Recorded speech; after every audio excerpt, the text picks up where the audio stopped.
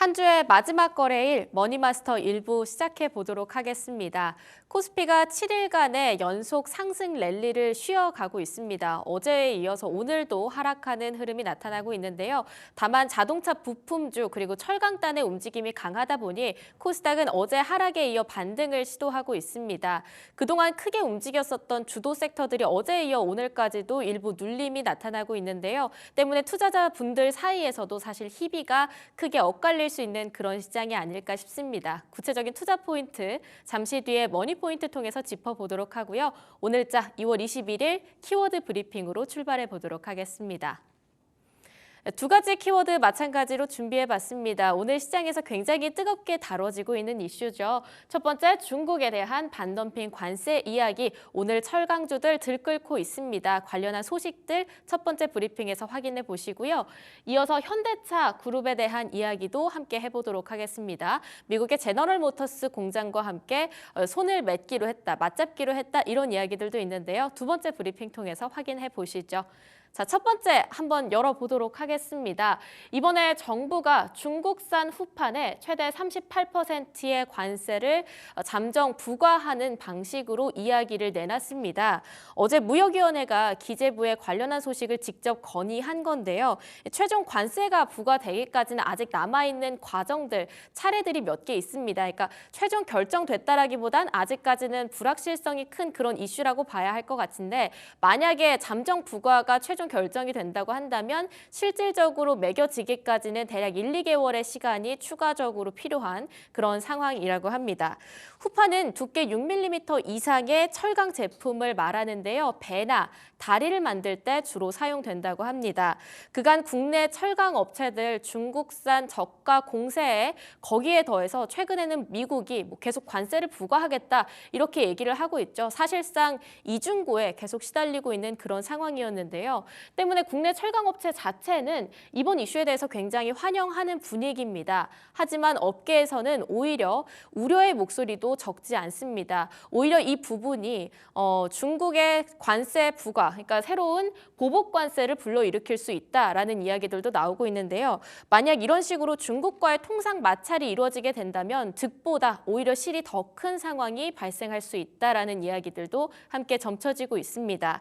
한편 후판을 필수적인 원자재로 사용하고 있는 조선이나 건설, 해양 풍력기기 쪽 그리고 송유관 등 관련한 기업들은 오늘 발등에 좀 불이 떨어진 상황. 어제 특히 조선 섹터들 굉장히 낙폭이 깊었습니다. 하지만 하루 만에 반등도 하지 못하고 여전히 밀리고 있는 상황. 이번 이슈가 굉장히 크게 발목을 잡고 있는 느낌인데요. 과연 조선주의 랠리를 이젠 좀 끝났다고 봐야 하는 건지 오늘 또 머니포인트에 조선, 러브, 김정현 마스터와 함께 할 겁니다. 잠시 뒤에 투자 포인트 함께 짚어보도록 하겠습니다. 두 번째 판으로 넘어가 보도록 할 텐데요. 현대차가 이번에 관세 폭탄을 좀 피해가기 위해서 미국 GM과 손을 맞잡기로 했습니다. 트럼프 미국 대통령이 4월 2일 발표할 자동차 관세와 관련해서 25%의 관세가 될 거다 이렇게 예고를 하기도 했는데요. 사실상 당장 미국이 10%의 관세만 부과를 해도 현대차가 영업이익이 거의 2조 원 가까이 줄어들 것으로 예상되고 있습니다. 하지만 25% 그의 2배입니다. 적지 않은 타격이 예상되겠죠. 현대차 그룹은 관세 폭탄을 피해서 이번에 이렇게 손을 잡기로 한 건데 서로의 글로벌 공장을 공유하는 공급망 동맹을 체결한 겁니다. 만약에 현대차와 기아가 이 미국의 GM 공장을 활용을 해서 CKD 형태로 차량을 생산하게 된다면 관세 피해를 상당히 줄일 수 있을 거란 얘기가 나오고 있는데요. 이 CKD 생산 방식은 뭐냐면 완성품을 고스란히 수출을 하는 게 아니라 부품을 수출해서 그 목적지에서 완제품을 만들어내는 그런 상황입니다. 사실 완성차를 그대로 수출하는 것보다 훨씬 더 비교적 적은 관세로 수출을 할 수 있기 때문에 이런 생산 방식을 사용한다면 마찬가지 관세에 따른 피해도 훨씬 줄여낼 수 있는 그런 상황인 거죠. 오늘 현대차 그룹주의 상황은 나쁘지 않습니다. 과연 이러한 호재 잘 받아들일 수 있을지 최근 주가 눌림도 강했었거든요. 이 부분도 함께 확인해 보시고요. 잇따르는 뉴스가 있다면 다시 한번 소개해 드리도록 하겠습니다. 네, 오늘은 이렇게 제가 준비했던 키워드 브리핑과 관련한 섹터들로 하나씩 살펴보도록 하겠습니다. 자, 우선 첫 번째, 철강 관련주들이 장 초반부터 크게 올라가고 있습니다. 포스코 그룹주의 움직임이 오늘 심상치 않은데요. 포스코 스틸리온 그리고 포스코 홀딩스 모두 다 강세 흐름 보여주고 있습니다. 좀처럼 볕이 들지 못한 채 매일 우울한 나날을 걸어갔던 현대제철도 오늘은 4% 강세 보여주고 있고요. 철강 관련주뿐만 아니라 리튬주들까지 함께 튀고 있는 오늘입니다. 자, 이어서 자동차 부품주 단에서의 움직임도 함께 확인해 보시죠. 우선 SL이 강합니다. 오늘 대장주 역할을 이 안에서 톡톡히 하고 있는 모습, 두 자리 상승세를 보여주고 있고요. 서현 이화도 오늘 2%, 빨간불, 사면이나 한온시스템 쪽, 현대공업까지 현대차나 기아의 부품, 필요한 재료들을 공급하는 기업들, 오늘 주가 추이가 나쁘지 않습니다. 자, 오늘 장은 어떻게 봐야 할까요? 마지막 거래일이라서 다소 한산할 수도 있겠다 이런 생각도 드는데요. 구체적인 투자 전략 하나씩 세워보겠습니다. 머니포인트로 함께 하시죠.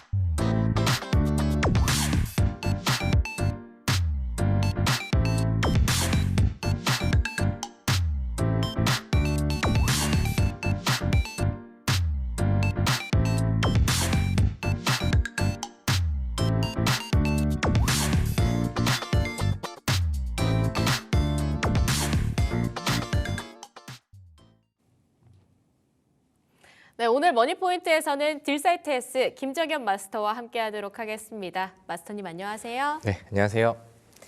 코스피 시장이 7일간의 상승을 내려두고 사실상 어제에 이어 오늘까지 쭉쭉 밀리고 있습니다. 그동안 그래도 우리 시장 매매하기 괜찮은 장이 된 것 같다. 겁먹지 말자 이런 얘기를 제가 참 많이 들었는데 이제는 좀 조심해야 할 필요가 있을까요? 뭐 하루 이틀 정도는 좀 움츠릴 필요는 있을 것 같은데 뭐 그렇다고 해서 시장이 이제 뭐 2024년도처럼 뭐 랠리가 끝났다 아니면은 뭐 이제는 뭐 급락을 피해야 된다 이런 느낌까지는 아닌 것 같습니다. 뭐 일단 이 지수 같은 경우도 뭐 당연히 올라가는 지수가 우리가 매매하기 편하고 뭐 심리들이 좀 많이 개선이 되고 그다음에 뭐 다방면의 종목들이 순환매를 보여서 좋긴 한 건데 저는 이제 뭐 7거래일에 상승을 끝냈다라는 그런 이제 기사들, 그런 멘트들을 굉장히 좀 많이 들었거든요. 근데 그 7거래일이 더 그 이상으로 진행이 됐다라고 하면은 오히려 대응하기가 좀 더 까다로웠을 거라고 저는 생각을 합니다. 항상 이제 뭐 상승 추이도 뭐 항상 뭐 종목들이 움직일 때도 그렇고 저는 좀 건강하게 그다음에 이제 뭔가 이제 좀 차곡차곡 올라가는 그런 그 상승 흐름들이 훨씬 좋다라고 생각을 하는데 최근에는 지수가 뭔가 이제 올라가는 완벽한 뚜렷한 명분은 저는 부족했다라고 저는 생각을 해요. 이런 변수도 있고 이런 내용들도 있는데 지금 이렇게까지 계속 올라가는 게 맞는 건가? 이런 생각들이 좀 저는 들었었는데 시장 안에서도 그런 생각들을 좀 많이 가지고 있었던 것 같습니다. 그리고 이제 어제 지수가 좀 하루 쉬어가고 꺾이는 그런 포인트가 오다 보니까 그동안에 이제 특히나 좀 많이 올랐었던 그런 섹터나 테마 업종들 혹은 이제 뭐 전반적으로 시장이 좀 밀리는 그림들이 좀 보여지면서 코스닥 안에서는 조금 좀 많이 올라간 종목들한테는 과한 매도들이 좀 나왔다라고 생각을 하는데 지수와 그다음에 뭐 그런 많이 내렸던 종목 테마 안에서도 이렇게 뭐 과한 매도라던가 뭐 투매라던가 아니면 이제 거래량이 터지면서 매수 그 세력들까지 잡고 내려가는 뭐 그런 내용들은 거의 좀 없었다라고 생각을 합니다. 그래서 저는 뭐 지금은 시장이 뭐 건전한 조정을 거치고 있다라는 생각이 들고요. 그다음에 어제 미증시의 흐름을 본다라고 하면은 어제 그 좀 뭐 소비 쪽에 있어서도 뭐 월마트의 그 평가라던가 아니면 뭐 지표 발표라던가 이런 것들이 약간 좀 경기 침체를 우려하게 해라는 멘트들도 있었고 그다음에 연준 의원의 뭐 그 인터뷰 이런 것들을 보면은 금리나 두 번도 좀 아슬아슬할 것 같은데 뭐 이런 기조들과 뉴스들이 시장에서 좀 부각이 됐었고 그러니까 과거 2024년도에 우리 증시였다고 한다면 이런 발언과 멘트 아니면 이제 뭐 그 뭐 월마트의 실적 이슈들 뭐 이런 것들이 시장을 더 흔들면 흔들었지 이렇게 이제 뭐 요 정도의 조정 수준으로 갈 만한 분위기는 작년에는 아니었다라고 생각을 하거든요. 그래서 그런 거랑 비교를 해봤었을 때 뭐 아직까지는 우리 증시가 뭐 많이 빠졌기 때문에 아직까지는 낮은 위치잖아. 뭐 이런 메리트가 뭐 가장 우세한 그런 이제 모멘텀이긴 하지만 그래도 이제 아직까지는 심리적으로 시장이 좀 더 깨지는 방향보다는 야금야금 이제 자리를 잡아가고 개선을 좀 시켜가려는 바닥 인식에 대한 그런 투자 심리들이 더 세지 않나라고 생각을 합니다. 자, 코스피랑 코스닥 차트를 좀 한번 보고 가면 좋을 것 같은데 코스피가 오늘 우리가 이제 시장이 좀 더 밀리고 내리고 한다라고 하면은 우리가 이제 기술적인 포인트들을 좀 더 봐야겠죠. 제가 말씀드리지만 지수는 우리나라 국내 지수는 생각보다 이런 일봉 차트라던가 기술적인 흐름에 굉장히 정직하게 움직임을 좀 보여줍니다. 그래서 제가 지난 포인트로도 이 위치가 돌파가 되면은 코스닥을 따라가는 속도가 코스피도 굉장히 좀 빨라질 것 같다라고 말씀을 드렸는데 굉장히 좀 빠르게 올라갔죠. 생각했던 것보다도 더 빨랐고 위쪽으로는 이제 저항 구간으로 예측되는 위치들을 이제 돌파를 하고 지금 이제 조정 구간으로 나오고 있습니다. 여기서 시장이 조금 더 지금 아래쪽으로 눌러주거나 쉬어가는 그림들이 나온다라고 하면은 기술적인 위치로는 대략 2,620포인트 뭐 여기 안에서의 전환점이 나오는지 그거를 보시고 요것만 잘 지켜준다라고 하면은 그 다음에 이제 뭐 추가적으로 반등하는 그 다음에 변곡점을 기대할 수 있지 않을까 이렇게 생각을 합니다. 그래서 그런 부분들도 이제 지켜보시고 코스닥도 마찬가지로 최근에 바닥에서 굉장히 좀 많이 오름세를 좀 보여줬었고 그 다음에 이제 뭐 충분히 조정이 나올 수 있을 만한 위치에서 조정을 좀 보여주고 있다라는 생각이 듭니다.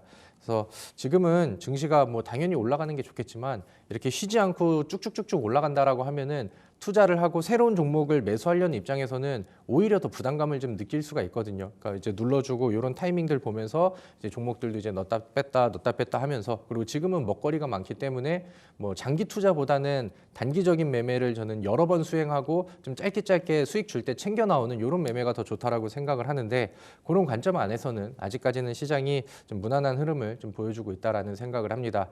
그리고 어제 미증시의 결과치를 보면은 미증시도 뭐 다우존스가 좀 밀리고 전반적으로 좀 눌림 구간들이 나오긴 했지만 우리나라에 영향을 미칠 만한 뭐 나스닥이라던가 필라델피아 반도체 지수 기술주 종목들 흐름들 이런 거를 보면은 우리 증시가 어제는 조금 좀 과하지 않았나라는 생각이 좀 듭니다. 그래서 오늘 금요일 날 오후장까지 시장을 좀 지켜보시면서 오늘 뭐 큰 부담 없이 마감을 해준다라고 하면은 뭐 다음 주에도 또 좋은 종목들 찾아서 또 적극적으로 매매를 해도 저는 나쁘지 않겠다라고 정리를 해드리도록 하겠습니다. 네, 코스피가 종가를 2,620 안에서 좀 어찌 보면 버텨줄 수 있는지가 중요한 포인트가 될 것 같은데 주변의 이야기를 들어보니 저희가 전년도 하반기에 너무 힘들었다 보니까요. 네. 매매하기 좋은 장 아니야? 라고 어느 정도 용기를 갖다가 어제 시장을 보고 과거가 생각난다. 다시 2024년도로 돌아가는 거 아니야? 이렇게 겁을 먹고 계신 분들도 많은 것 같습니다. 종목 하나하나씩 따져보시면서 단기 매매로 최대한 수익 안정적으로 끌고 가 보겠습니다.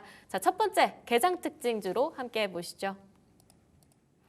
오늘 준비되어 있는 개장 특징주 탑5입니다. 현대제철 그리고 포스코홀딩스 확실히 철강주들이 들어와 있고요. 로봇 쪽도 오늘 투심이 나쁘진 않습니다. 레인보우 로보틱스, 한화오션과 젠백스까지 준비되어 있습니다. 마스터님 5종목들 사이에서 어떤 종목이 가장 먼저 눈에 들어오실까요? 네, 뭐 저는 항상 순서대로 가는 거를 좀 좋아하는데 앵커님이 골라주시면은 뭐 어떤 것든 뭐 상관없을 것 같습니다. 철강 아니면 조선을 먼저 좀 보고 싶습니다. 왜냐하면 조선은 워낙 잘 아셨던 마스터님이시다 보니까 한번 이야기를 들어보고 싶기도 하고요. 철강은 워낙 강했는데 이번 이슈가 연속성을 좀 띨지 이런 부분들이 궁금합니다.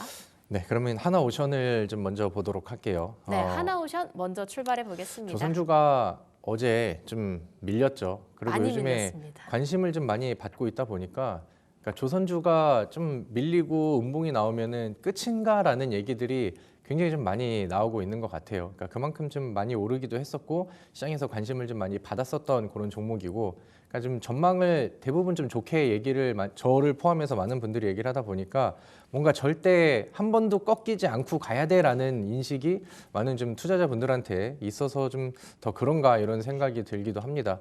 근데 저는 뭐 특히나 이제 하나오션 같은 경우도 그렇고 많은 조선주들이 그동안 많이 올랐던 것도 맞고 이게 이제 뭐 오름세가 한 번도 쉬지 않고 계속해서 이어진다라고 하면은 그거는 뭐 그런 종목들은 작전주를 의심을 해야지 아까 말씀드렸던 것처럼 건전한 조정과 그다음에 중간중간에 쉬어가면서 뭔가 이제 상승 추이를 더 단단하게 만드는 이런 작업들은 저는 필요하다라고 생각을 합니다.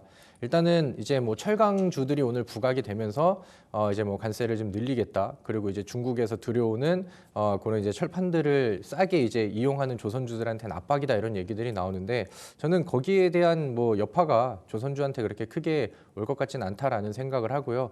어제는 심리적으로 시장이 조정이 나오고 그러니까 증시가 요즘에 좀 많이 올랐는데라는 인식들이 좀 있는 상황에서 전반적으로 꺾이다 보니까 최근에 많이 올랐던 종목들한테 매도 혹은 차익 매물의 타겟팅이 다 좀 갔었던 것 같아요. 그래서 유리기판 관련된 종목들도 어제는 차익 매도들이 좀 많이 올랐고, 그러니까 많이 오르고 잘 올라갔었던 종목들한테는 차익 매도들이 조금씩 좀 던져지는 그런 모습들이 나왔는데 그럼 오늘 이제 철강주 이슈가 나오고 철강주가 올라가면서 조선주가 압박을 받을 수 있을 만한 그런 내용들이 왔는데 오늘은 그래도 나름 종목들이 아래쪽에서 뭐 어제만큼의 이탈도 보여지지 않고 그다음에 이제 뭐 시장의 분위기를 따라서 다시 또 이제 좀 전환점을 맞이하려는 이런 그림들이 나오고 있지 않나라고 저는 생각을 합니다.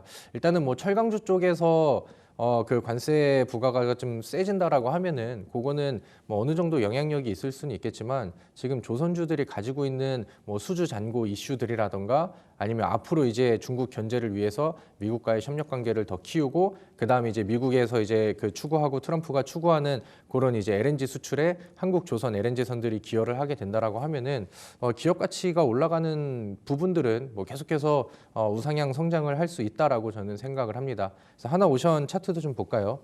자, 그리고 하나오션 같은 경우도 뭐 지금은 뭐 추이가 꺾이진 않은 그런 모습이라고 생각을 하고요. 조선주가 어제 많이 좀 밀렸다라고도 좀 하지만 삼성중공업 같은 경우는 어제 밀리기 전에 그 전거래일에는 한 17% 정도의 상승률이 나왔거든요. 그래서 아직까지는 뭐 추세가 뭐 완벽하게 꺾여서 끝점이다라고 하면서 뭐 완벽하게 매매를 끝내기에는 조금 좀 과한 해석이 좀 있지 않았나라는 생각이 좀 듭니다.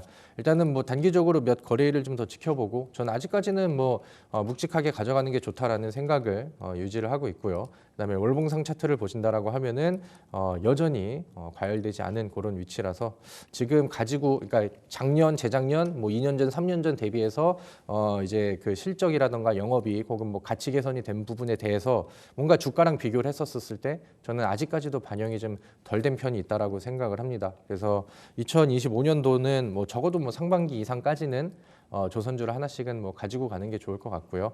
만약에 이제 혹시나 조선주가 조정이 나오고 그다음에 뭐 지금처럼 음봉이 나오고 좀 밀리는 그림들이 나왔다라고 하면은 그동안에 이제 쉬지 않고 계속 오름세를 보였던 뭐 대부분의 종목들이 많다 보니까 매수에 대한 그런 고민들을 많이 하셨을 거 아니에요. 그래서 오히려 이제 조선주로 나는 한 번도 좀 탑승을 못했는데 하고 싶었어라고 하시는 분들은 만약에 이제 이번 계기를 통해서 뭐 조정이 좀 나온다라고 하면은 뭐 그때 이제 다시 한번 좀 타보는 그런 것도 저는 아직은 괜찮다라고 생각을 합니다.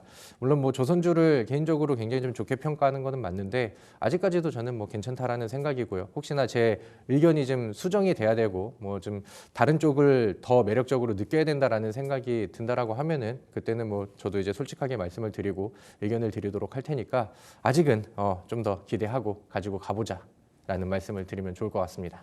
네, 오늘 중국의 그 후판에 대한 반덤핑 관세 부과 여파가 사실상 조선주를 다시 한번 끌어내리는 것 같고 그동안 한없이 오를 줄로만 알았는데 증권가 리포트에서도 어찌 보면 비중을 축소해 볼 만한 약간은 고평가다 이런 이야기들이 나왔다 보니까 투심이 한풀 더 꺾인 것 같습니다. 그럼에도 불구하고 한 해 동안 조금은 장기적으로 끌고 가볼 수 있는 종목들이 조선주라고 말씀 주셨으니까요. 만약에 눌림이 강하다라고 한다면 새로운 기회를 찾아볼 수도 있을 것 같습니다. 자, 이어서 철강주로 넘어가 볼게요. 현대제철 두 번째 특징주로 살펴보도록 해볼까요? 현대제철은 오늘 참 강하게 올라가긴 하거든요. 철강주가 참 지난 하반기 너무너무 힘들었습니다. 이번에 좀 새롭게 연속성을 가질 만하다고 생각하시는지요? 저는 뭐 사실 아직까지는 뭐 그렇게 큰 메리트를 느끼진 못하는 것 같아요.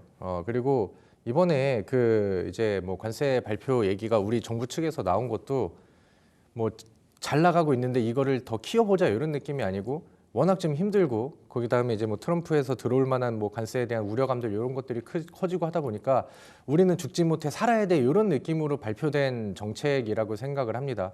그리고 이제 오늘 아침에는 이런 것들이 이제 잘 터졌는데 지금은 뭐 이제 윗꼬리를 달고 좀 내려오고 있는 상황이고 앞서서 이제 앵커님이 좀 브리핑을 해드렸던 것처럼 뭐 확정보다는 조금 지켜봐야 되는 뭐 이렇게 이제 얘기를 하셨잖아요. 그래서 중간중간에 그러니까 저는 개인적인 생각으로는 앞으로 이제 뭐 이 발표에 대한 뉴스들, 이슈들 이런 것들이 지금 당장 오늘 얘기가 나오고 끝날 만한 내용들은 아니잖아요. 그러니까 그런 부분들, 그다음에 이제 미국에서도 중국을 철강 쪽에서는 더욱 견제를 하려는 그런 모습들이 나오고 하다 보니까 그러니까 이제 뭐 현대제철이라든가 뭐 포스코라든가 이런 종목들 말고 그러니까 철강주 안에서도 중소형주들은 변동성이 좀 잘 나오는 종목들이 있거든요. 뭐 문배철강이라든가 이런 종목들이 뭐 대표적으로 이제 반응을 좀 잘 보여주는 그런 종목인데 그러니까 이슈에 따라서 저는 좀 단기적인 뭐 관점으로 뭐 이제 장기 투자의 시작이고 이제 철강주가 추세를 완벽하게 전환을 했어 이런 느낌보다는 이슈가 있었을 때 그다음에 이제 차트가 만들어지고 하면은 그냥 뭐 단기적인 관점에서 노려보는 정도 저는 그 이상은 좀 아니지 않나라고 생각을 합니다. 그리고 이제 뭐 요즘에 자동차 쪽도 그렇고 뭐 철강 쪽도 그렇고 아니면 뭐 이제 2차 전지 쪽에서도 그렇고 이제 뭐 관세에 대한 얘기들이 나오고 위기가 지속이 되고 있는 가운데 그동안에 너무 많이 빠졌다 보니까 이제 바닥인가 이런 얘기들이 나오면은 뭐 이제 급반등하고 그 다음에 이제 뭐 뉴스들 좀 안 좋게 나오면은 되돌리면서 또 뒤통수 맞고 약간 이런 경우들이 좀 많이 나오거든요. 그래서 오늘 철강주의 이슈는 당일 이슈가 될 만한 그런 모멘텀은 뭐 좀 굵직했으나 지금 철강 전반적인 그 사업 분위기와 그다음에 뭐 기업들이 내고 있는 뭐 실적에 대한 부분들, 그다음에 앞으로 이제 잔존하고 있는 미국발 관세 리스크 이런 것들을 봤었을 때는 이거를 너무 신나서 긍정적으로 해석하기에는 다소 좀 위험 부담이 있다라는 생각이 좀 듭니다. 그래서 앞서 말씀드렸던 것처럼 보다 좀 이제 뭐 스몰캡이라고 하기보다는 좀 중소형 기업들을 통해서 약간 이슈 따라가는 뭐 그런 이제 좀 단기적인 짧은 구간들의 매매를 하는 거를 뭐 오히려 좀 더 권장을 드리도록 하겠습니다. 네, 단기 매매 최대한 짧게 보고 가자 이렇게 말씀 주셨는데 사실 현대제철이랑 포스코 홀딩스랑 오늘 튀고 있는 철강주들 좀 비슷한 뷰를 다 끌고 가실 것 같습니다. 자, 그래서 다음 종목으로는 젠백스를 한번 살펴볼까 하는데요. 바이오 쪽으로도 요즘 움직임이 강하고 그 바이오 안에서 대장주 역할을 톡톡히 하고 있습니다. 지난주 금요일장부터 정말 강하게 튀어 올라가면서 어느덧 3만 원에 안착을 한 모습인데요. 이 젠백스는 투자 포인트를 어떻게 지켜보는 게 좋을까요? 뭐 너무 잘 가는 종목이네요. 제가 사실 뭐 관심을 가졌었던 종목도 아니고 뭐 추천 종목은 아니라서 뭐 이래라 저래라 할 그거는 아니지만은 뭐 요즘 제가 생각하기에는 제약주가 지금 현 상황 대비해서 상당히 좀 분발하고 있다라는 생각이 좀 듭니다. 그러니까 뭔가 이제 관심을 계속 가지게 하는 그 다음에 이제 어떻게 보면은 최근에 이제 뭐 시장에서 유행을 했었던 반도체가 좀 조정에 들어가기도 하고 그 다음에 이제 뭐 2차 전지 같은 경우는 요즘엔 또 반등을 하긴 하지만 아직까지는 신뢰도가 막 들어온 느낌은 아니거든요. 그러니까 그런 공백들을 좀 제약바이오 종목들이 좀 채워주고 있지 않나라는 생각을 좀 합니다.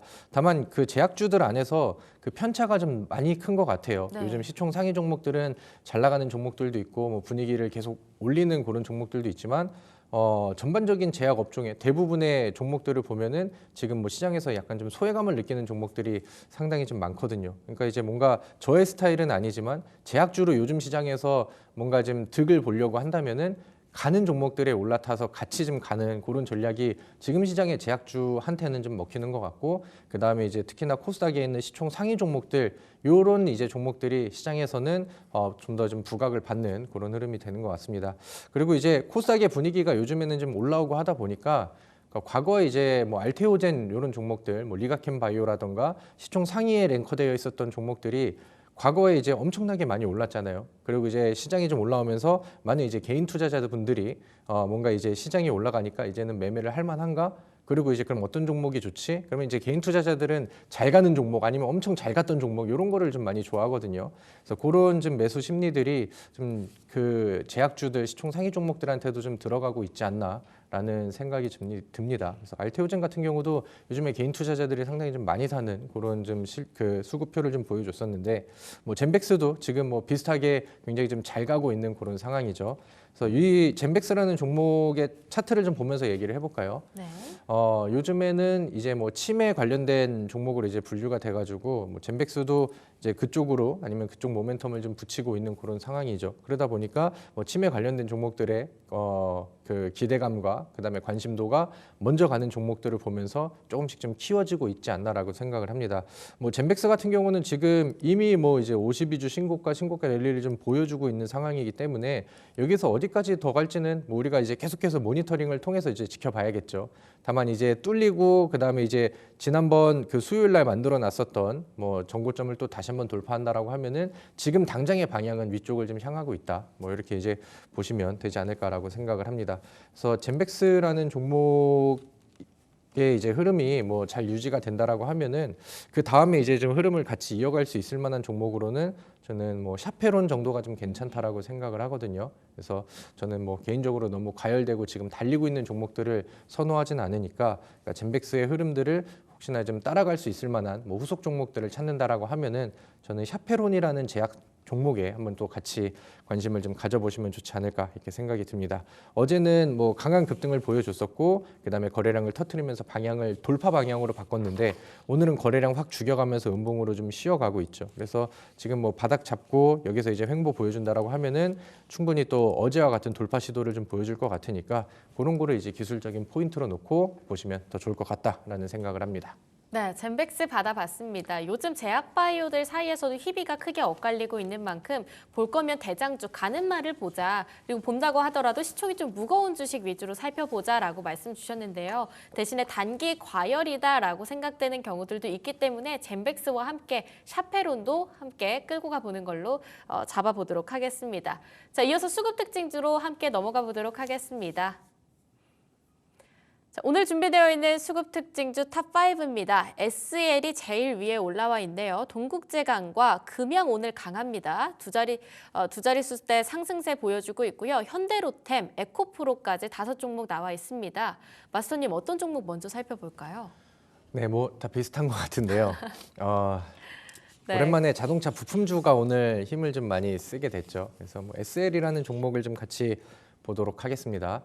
자, 이제 과거에는 그 현대차랑 그다음에 기아차 같은 경우도 시장에서 관심이 엄청났죠. 2024년도 상반기에는 굉장히 좀 좋은 퍼포먼스를 보여주기도 했었고, 그다음에 뭐 역대급 실적, 그다음에 이제 인도 그 시장으로 이제 뭐 상장 진출 이런 키워드들이 굉장히 많았는데 요즘에는 뭐 힘을 좀 잘 못 쓰고 있는 것 같습니다. 그리고 이제 현대차가 이번에 트럼프의 관세 정책을 어떻게 이제 극복을 해 나가는지 그게 이제 뭐 주가에 아니면 추이의 전환점이 되지 않을까 이렇게 생각을 하는데 오늘은 뭐 GM과의 협력 혹은 뭐 이제 관세를 피하기 위해서 뭐 미국 내 이제 같이 뭐 협력을 통해서 뭐 공장을 좀 증설을 한다라던가 그쪽에서 찍어낸다라던가 그런 얘기들이 나오고 이제 거기에 이제 연결고리를 지을 수 있는 부품주들이 오히려 오늘 힘을 좀 더 써주는 그런 계기가 된 것 같습니다. 물론 뭐 많이 빠졌던 종목들이 올라가고 반등하고 이런 거는 좋은데 뭐 지금은 저는 뭐 현대차도 그렇고 기아도 그렇고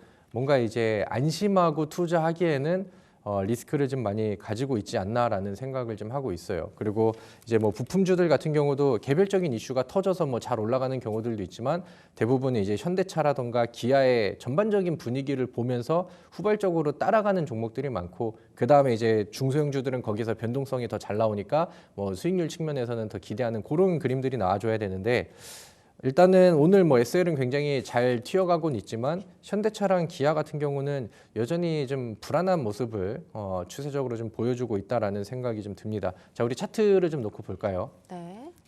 그러니까 이제 뭔가 완벽하게 좀 좋은 뉴스가 나왔었을 때 너무 신을 내기가 좀 그렇다라고 말씀을 드리는 것도 지난 2월 13일 목요일이죠. 이 당시에 이제 뭐 미국에서는 뭐 자동차라던가 아니면은 이제 뭐 제약 업종이라던가 뭐 등 한 4개 정도의 이제 섹터에다가 좀 관세를 좀 완화시킬 가능성이 있다라는 뉴스가 나오면서 그 당시 2차 전지도 많이 올라가고 현대차가 6%나 이제 반등이 나왔습니다. 그리고 한 2거래일 있다가 뭐 이제 또 다시 한번 또 트럼프가 관세를 어떻게 할까 얘기들이 나오고 하고 다시 한번 그대로 이제 돌렸죠. 그리고 오늘도 충분히 또 이슈가 들어올 수 있을 만한 내용들인데 지난번에 전고점 혹은 추세선을 돌파를 좀 못했습니다. 그래서 그래서 아직까지는 현대차가 향하는 방향이 위쪽은 아닌 것 같다라는 생각을 하고요. 그다음에 이제 계속해서 이제 바닥을 이렇게 횡보를 하고 기구하면은 뭔가 이제 심리적으로는 많이 빠지고 더 빠질 곳이 없을 것 같아라는 생각들을 이제 개인 투자자들이 많이 하시거든요.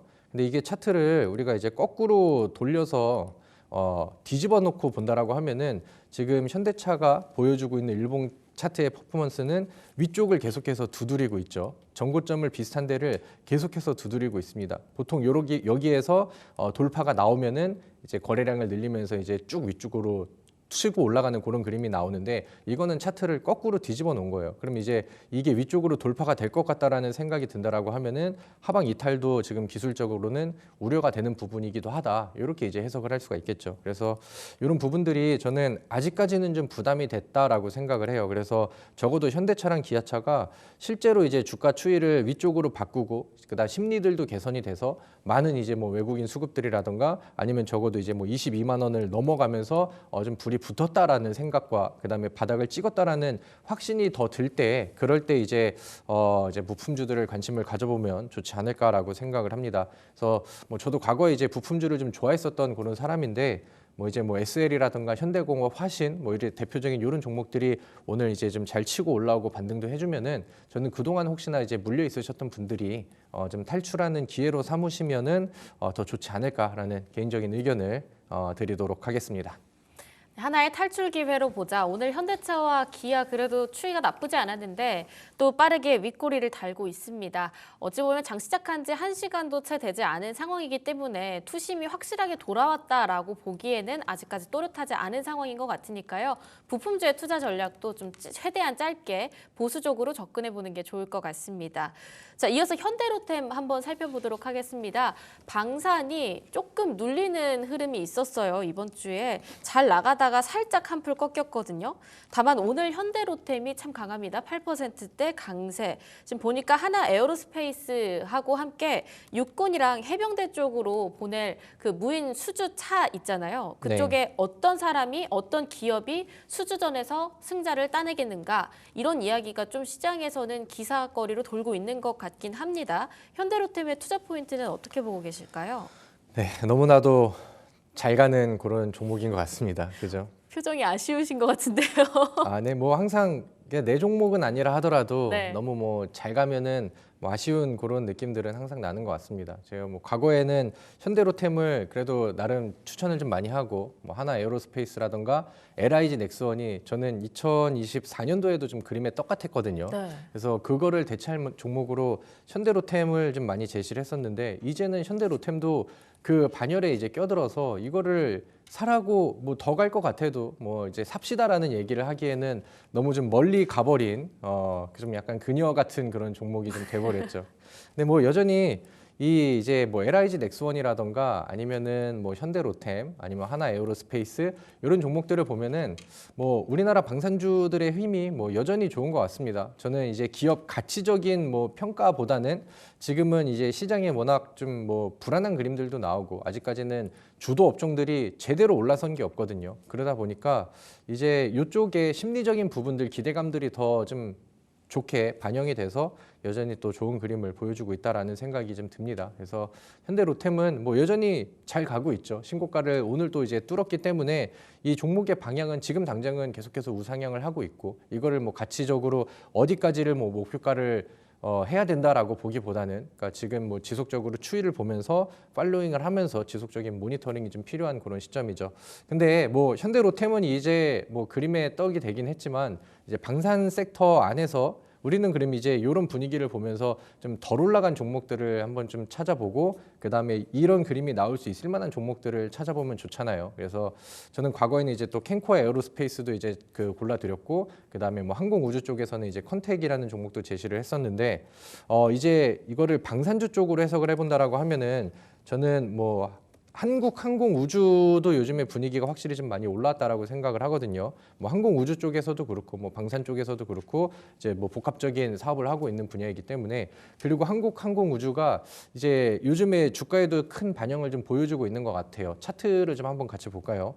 그리고 이제 뭐 증권사에서 나오는 그런 이제 리포트들도 2024년도에도 좋았지만 2025년도에는 이제 더 개선이 될 수 있어라는 이런 내용들이 나오고 뭐 이제 전반적으로 한국의 이제 방산 시장, 항공우주 시장이 계속해서 수출을 늘려가고 그다음에 이제 그 길을 좀 터놓은 그런 상황이다 보니까 같이 동반적으로 움직이고 같이 연결고리를 지을 수 있을 만한 기업들이 같이 주가를 상승시키고 올라가고 이런 거는 너무 뭐 당연한 그런 순리라고 생각을 합니다. 근데 한국항공우주가 이제 좀 긴 추이를 보면은 횡보 구간들이 상당히 길었어요. 이게 주봉상 차트거든요. 2022년도 이때 이제 좀 많이 올라왔고 그 다음에 이제 뭐 반납을 좀 했다가 그 다음에 그때 이제 정고점을 화려하게 돌파하지 못하고 횡보와 박스 구간들을 한 3년 정도를 거쳤습니다. 와. 그리고 이제 다른 방산주들 올라갔었을 때 얘는 왜 이렇게 좀 못 가지? 뭔가 좀 실적이 그만큼 안 터져서 그런가라는 흐름들이 좀 나왔었고 그게 이제 가장 좀 같이 못 올라갔었던 이유 중에 하나이기도 하죠.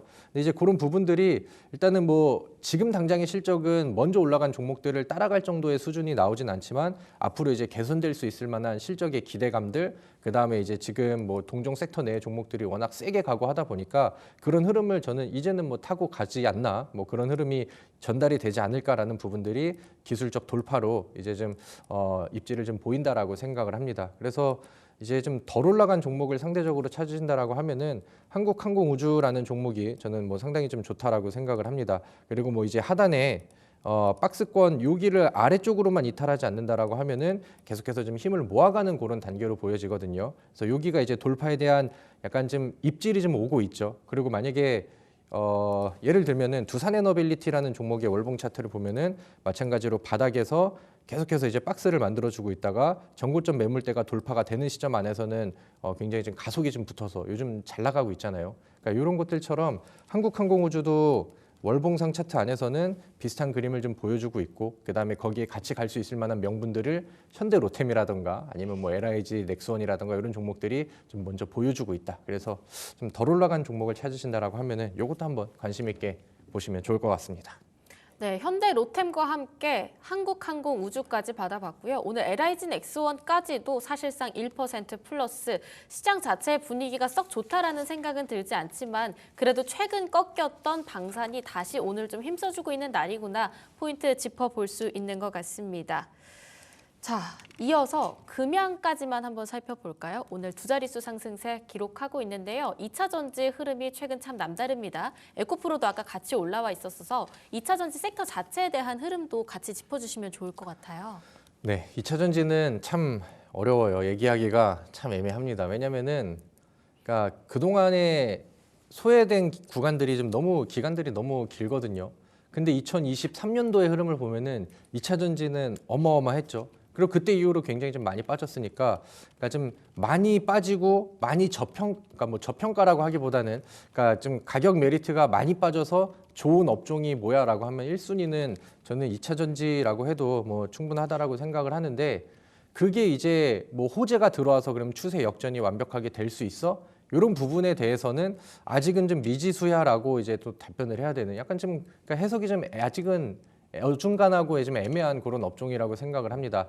다만 이제 이 2차 전지에 대한 과거의 흐름을 통해서 뭐 이제 개인들의 사랑도 엄청나게 받았었고 뭐 인기 있는 종목이고 또 관심과 또 기대감은 많이 잠재되어 있는 업종이라고 생각을 하거든요. 그래서 요즘에 또 시장이 반등을 하면서 이제 분위기가 올라오다 보니까 어느 정도 이제 바닥을 좀 탈피하려는 그림들이 나오고 거기에서 이제 관심을 한번 받게 되면은 특별한 호재가 없어도 급등으로 올라가고 이런 그 2차 전지 종목들이 상당히 좀 많다라고 저는 생각을 해요. 그래서 저는 2차 전지에 대한 해석을 분위기가 올라올 때는 한 번씩 단기적으로는 노려볼 수 있어. 왜냐면은 요즘에 분위기가 한번 이제 뭐 오늘 같은 경우도 이제 좀 2차 전지가 올라온다라고 하면은 분명히 이제 뉴스 기사들이라던가 뭐 증권사 리포트들 오면서 2차 전지 바닥인가? 야 이러면서 이제 막 기대감 키울 만한 그런 재료들은 시장에서 좀 던져질 거예요. 근데 그게 이제 계속해서 이제 치고 올라가고 그다음에 올라가려고 하면은 약간 좀 실적의 퍼포먼스라던가 뭐 업황 개선이라든가 이런 것들이 좀 필요한데 지금 당장은 그게 만들어질 것 같지는 않습니다. 그래서 2차 전지에 대한 솔루션을 드린다라고 하면은 분위기가 요즘처럼 이제 하나하나씩 치고 올라오면서 아니면 이제 요즘에 전고체 배터리 분위기 좋잖아요. 이럴 때는 2차 전지가 바닥에 있는 종목이긴 하지만 약간 이런 커져버린 변동성을 이용해서 좀 단기적으로 접근을 해보자. 근데 이제 장기 투자를 선택을 해서 많은 비중을 쏟기에는 아직은 이제 뭐 해소되지 않은 부분들이 있으니까 지금 뭐 무리해서 바닥에서 매매하고 계속 또 이제 뭐 희망 고문 당하고 하기보다는 나중에 조금 올라선 자리라도 확실하게 돌아섰을 때 그때 이제 투자를 해도 상당히 소외된 기간들이 많으니까 뭐 충분히 중장기로도 가져갈 수 있을 만한 수익 구간들은 많이 남아 있을 것 같다라는 게 제가 이제 2차 전지를 보고 있는 그런 관점입니다.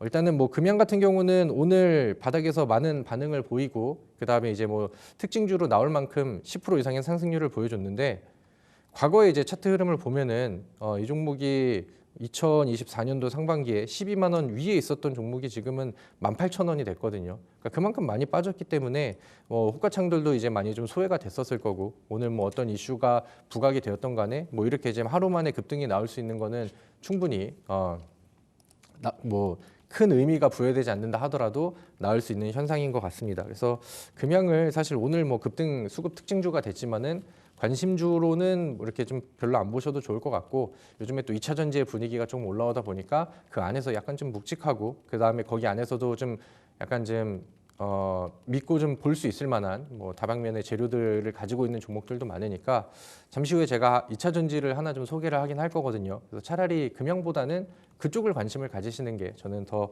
좋겠다라는 의견입니다.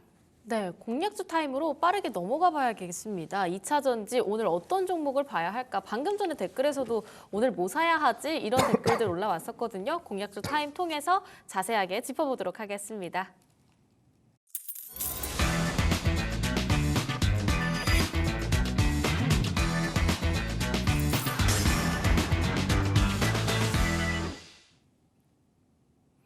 본격적으로 종목 하나씩 세워보기 전에 간단하게 AS 짚고 가도록 하겠습니다. 우선 첫 번째 AS 종목 폴라리스 오피스 준비되어 있는데요. 어제 윗골이긴 했지만요. 그래도 시원하게 목표가 돌파해 줬습니다. 원래 기존의 목표가가 7,000원이었고요. 어제 윗골이로는 7,800원까지 터치를 한 상황입니다. 새로운 목표가를 잡아보는 게 좋을지 아니면 여기서 빠르게 보내주는 게 좋을지 어떻게 보고 계실까요? 네, 폴라리스 오피스는 뭐 늦어도 어제는 보내줬어야 됐죠. 뭐 굉장히 좀 단기간 안에 잘 올라줬었고 제가 요즘에 우리 시청자분들께 항상 좀 강조를 드리고 말씀을 드리는 게 기회를 주고 수익을 줄 때는 일단은 뭐 빨리 먹고 나오는 게 좋다라는 얘기를 지금 시장에서는 그게 맞다라고 많이 좀 강조를 드립니다. 폴라리스 오피스가 제가 월요일 날 이 자리에서 말씀을 드렸던 추천주로 이제 나왔던 종목인데 분위기가 굉장히 빨리 올라간 것 같아요. 생각보다 뭐 결과치가 빨리 나왔고 화요일 날 바로 급등하고 수요일 날 쉬었다가 목요일 어제는 한 16% 정도의 급등이 보여진 것 같습니다. 그래서 월요일 날 같이 매수하셨다라고 한다면은 대략 뭐 25% 이상의 최고 수익률을 좀 달성을 했었을 종목이니까 같이 보신 분들은 수익을 축하드리고요. 그 당시에 이제 그록3 그 이제 일론 머스크가 얘기하는 그런 이제 그 기술 발표에 대해서 폴라리스 오피스가 수혜를 받을 수 있다라고 말씀을 드렸는데 그게 뭐 운이 좋게도 시장에서 다 부각이 되고 특징 이슈로 나오면서 수급이 좀 빠르게 들어오는 그런 계기가 된 것 같습니다. 아무튼 요거는 단기적인 관점에서는 뭐 마무리가 되어 있어도 뭐 좋다라고 말씀을 드리는데 이 AI 소프트웨어 쪽 안에서는 저는 지속적인 관심은 충분히 필요하다라고 생각을 하거든요.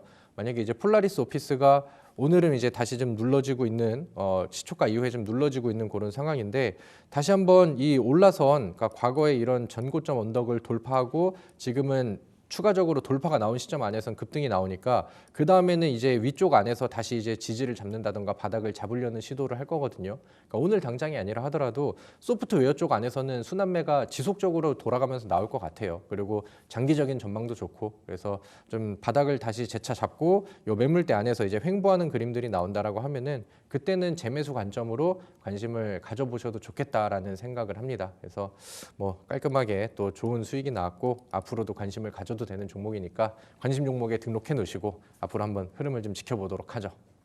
네, 폴라리스 오피스 받아보셨던 분들께서는 우선 성공 투자 축하드린다라는 말씀 드리고요. 빠르게 보내드리는 전략으로 세워봤습니다. 자, 이어서 한농화성 살펴보도록 하겠습니다. 오늘 한농화성 방금 전까지도 분위기가 상당히 괜찮았거든요. 전고체 배터리 쪽에 투심 이제 새롭게 좀 끌고 가도 될지 길게 봐도 될지 목표가까지도 이제 머지 않았습니다. 오늘 17,000원 선까지 올라탔는데 목표가 2만 원. 언제까지 조금 더 보유 기간을 잡아볼까요? 네, 목표가는 아직은 좀 멀은 것 같아요. 조금 더 힘을 좀 쓰고 급등 랠리가 좀 나와줘야 되는 그런 상황인데 기대하는 것보다는 좀 덜 오른 것 같습니다. 그리고 이제 지금 더 가져가도 될까라는 의견에 대해서는 뭐 조금 더 좀 기다려도 뭐 충분히 좋겠다라는 생각을 합니다. 오늘 2차 전지 쪽에서도 전반적으로 분위기가 좀 올라오죠. 2차 전지가 큰 호재가 있는 건 아닌데 제가 생각했을 때는 반도체 약간 수급 부재 이런 것들도 이제 좀 영향이 있는 것 같고 그 다음에 이제 뭐 한번 이제 분위기가 올라오면은 거기 안에서 이제 뭐 순환매들이 뭐 계속해서 좀 나오는데 2차 전지가 또 그런 분위기를 좀 만들어주고 있다라고 생각을 해요.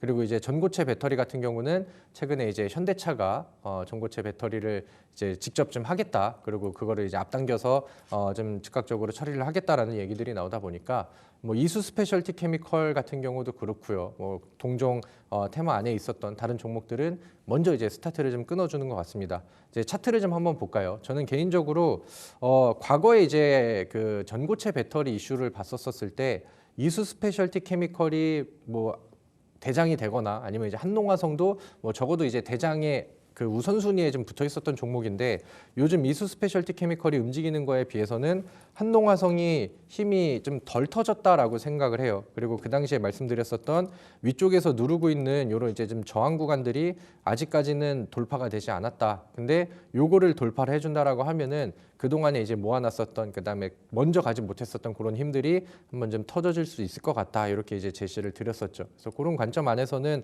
아직은 이제 위쪽을 두드리는 윗꼬리와 그다음에 힘을 좀 위쪽으로 주고 있는 단계라고 생각이 들어서 조금 더 좀 가져가 보면 좋지 않을까라고 생각을 합니다. 자, 제가 이제 월요일 날 제시를 드렸으면은 이 종목은 아직까지는 뭐 두 자리까지는 나오진 않은 것 같은데 뭐 빨간불은 유지가 되고 있으니까 아직까지는 뭐 그렇게 크게 부담이 되진 않죠.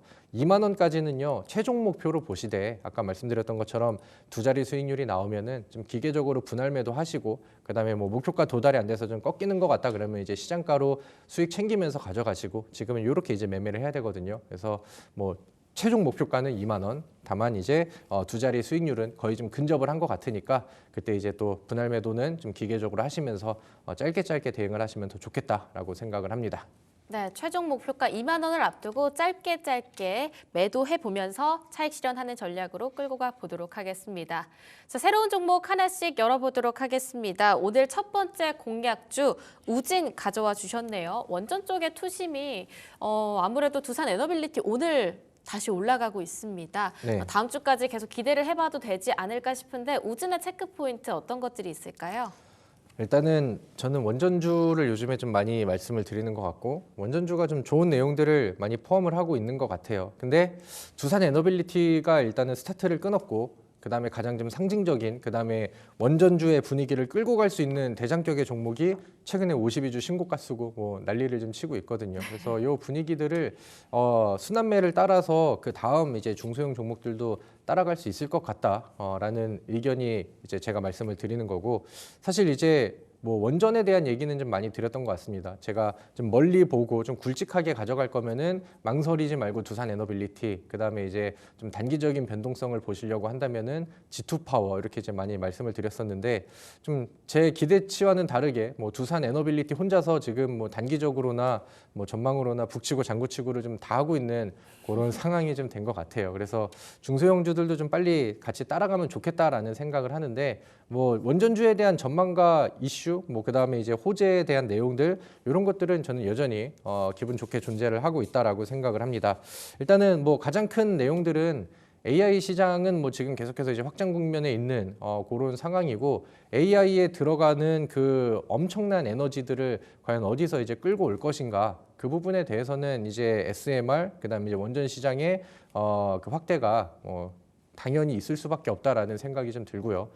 뭐 기존에는 친환경 에너지를 글로벌적으로 좀 많이 밀긴 했지만 지금 이제 선도하는 트럼프는 그쪽을 이제 바라보지도 않고 있고 그다음에 많은 뭐 유럽 국가들도 그렇고 뭐 우리나라 같은 경우도 그렇고 친환경 에너지로 전환을 하려고 했다가 이제 전력난을 좀 막고 약간 좀 한계에 부딪히는 모습들을 또 많이 보여줬단 말이에요. 그러니까 어떤 방면으로든 원전 쪽에서는 이제 시장 자체가 좀 확장이 될 수밖에 없다라고 저는 생각을 합니다. 지금 뭐 유럽 쪽에서도 그렇고 이제 뭐 탈원전을 폐기한다라는 의견들이 많이 나왔고 우리나라 안에서도 지금은 원래는 이제 야당 쪽에서 이제 반대를 했었던 부분인데 지금은 어쩔 수 없이 탈원전을 폐기해야 된다라고 이제 같이 동의를 하고 있는 그런 상황이잖아요. 그래서 원전 시장의 정책적인 부분들도 앞으로는 좀 도와줄 것 같고 그다음에 이제 AI의 다음 수혜가 충분히 될 수 있을 것 같기도 하고요. 그다음에 단기적으로 뭔가 좀 매콤한 이슈들, 그러니까 좀 자극적인 이슈들이 좀 나와줘야 되는데 그런 부분들은 이제 3월 달에 기대하고 있는 체코 원전 수주 거기에 대한 기대감들이 이번에는 미국과의 좀 갈등 관계를 좀 해소를 하면서 이제 좀 더 청신호가 떴다라는 얘기들이 많이 나오잖아요. 그러니까 그런 부분들이 이제 원전주들의 분위기를 한번 좀 더 끌어주지 않을까라고 저는 기대를 해보고 있습니다. 그리고 요즘에 차트들이 제가 좋아하는 그러니까 바닥에서 이제 움직임을 보여주려는 액션들이 좀 많이 나오고 우진이라는 종목의 차트도 보시면은 지금 뭐 가격이 높지 않게 바닥에서 이제 돌파 구간들을 준비를 하고 있어요. 이 차트의 과거의 흐름을 보면은 과거에 이제 여기 안에서도 횡보를 좀 오래 했죠. 그러면서 여기 안에서도 매물들이 좀 제법 쌓였습니다. 그리고 한번 시장이랑 같이 밀렸다가 최근에는 여기도 한번 두드렸고 지금 이제 또 다시 두드리러 가는 구간인데 여기를 이제 또 돌파하면은 힘이 더 세질 수 있을 만한 기술적인 포인트가 되겠죠. 그래서 저는 요거를 넘을 것 같은데 넘고 나서 급등하는 종목들을 따라가는 건 늦은 것 같고 급등이 나올 수 있을 만한 포인트를 접근할 때 미리 매수를 하면 좋겠다라고 생각을 합니다. 이제 우진이라는 기업이 이제 실적으로도 뭐 역대급 실적을 2024년도에 기록을 하면서 뭔가 이제 모멘텀을 좀 하나 더한 것 같거든요. 그래서 이게 돌파가 되고 급등이 나왔었을 때 거기에 맞는 명분은 충분히 가지고 있다. 라고 저는 생각을 합니다. 자, 오늘 주가가 8,150원입니다. 그래서 오늘 시장 분위기가 뭐 지금 당장 여러분들 방송 보면서 실시간으로 당장 매수하세요 이런 느낌은 아니거든요. 그래서 뭐 천천히 보셔서 뭐 매수를 하셔도 저는 뭐 괜찮다라고 생각을 하고요. 이 위쪽에 이 매물대 혹은 이제 이평선으로 저항 구간들이 8,200원 정도에 있어요. 그래서 저는 뭐 웬만하면 8,200원 아래쪽에서 매수를 하고 뭐 분할 매수를 통해서 좀 음봉을 기다렸다가 천천히 하셔도 좋다라고 말씀을 드리도록 하겠고요.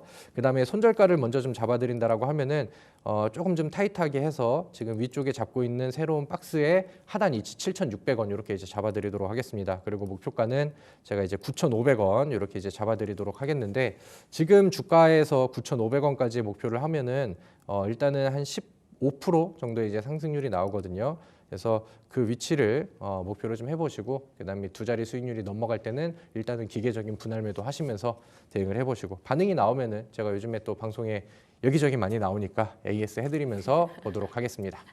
네, 급등을 가져올 만한 이슈가 나오기 전에 미리 자리를 닦아나 보자. 우진 받아봤습니다. 8,200원 아랫대에서 분할 매수 접근으로 말씀 주셨고요. 목표가 9,500원, 손절가 7,600원으로 끌고 가보도록 하겠습니다.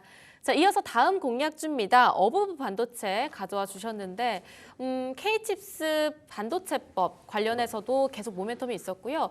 또 미국의 빅테크 기업들이 힘써주다 보니까 이에 따라서 반도체 투심이 이번 주 초반까지만 해도 굉장히 괜찮았습니다. 다만 많이 올랐던 만큼 어제 타격도 컸습니다. 어제 8% 깊은 반락이 나왔습니다. 자, 오늘 어찌 보면 이 조정 기간을 기회로 삼아야 할 것 같은데요. 포인트 하나씩 짚어볼게요. 네, 말씀해 주신 것처럼 반도체가 어제 좀 많이 흔들렸죠. 그리고 뭐 아직까지도 이제 확 다시 회복을 하는 그런 그림은 아닌데 저는 그 딥시크 여파도 이겨냈었던 우리 또 반도체 업종이 지금은 투심이 깨지지는 않았다라고 생각을 하거든요.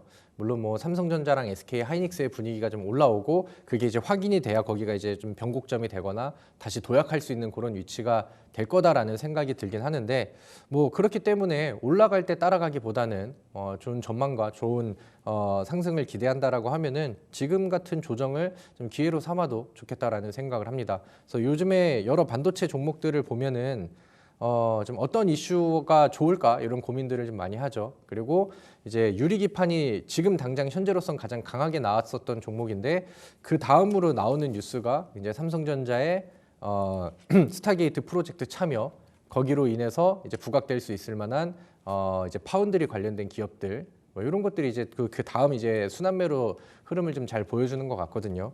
근데 이제 어버브 반도체라는 기업이 뭐 삼성전자랑 뭐 파운드리랑도 이제 연결이 되어 있는 그런 기업이고, 그 다음에 이제 반도체의 흐름은 이제 뭐 지금 당장 뭐 매출 실적 이런 것들보다는 앞으로 이제 미래 기술에 대한 기대감들, 그러니까 작년에는 HBM, 그 다음에 요즘에는 또 유리기판 이런 식으로 이제 아직 상용화되지 않은 기술들을 먼저 발빠르게 이제 밟고 있는 그런 기업들이 흐름을 좀 더 빨리 가져가는 경향들이 있거든요. 근데 이제 어버브 반도체가 가지고 있는 이슈라고 한다면은 요즘에 SK 쪽 안에서는 그러니까 넥스트 HBM이라고 해서, 그러니까 최근에는 HBM으로 돈을 좀 많이 벌었는데 다음 이제 넥스트 HBM으로는 SiC 웨이퍼라는 기술을 좀 빠르게 발전을 시키고 우리 앞으로의 미래 먹거리로 가져가자라는 내용들을 많이 발표를 하고 있는 그런 상황입니다.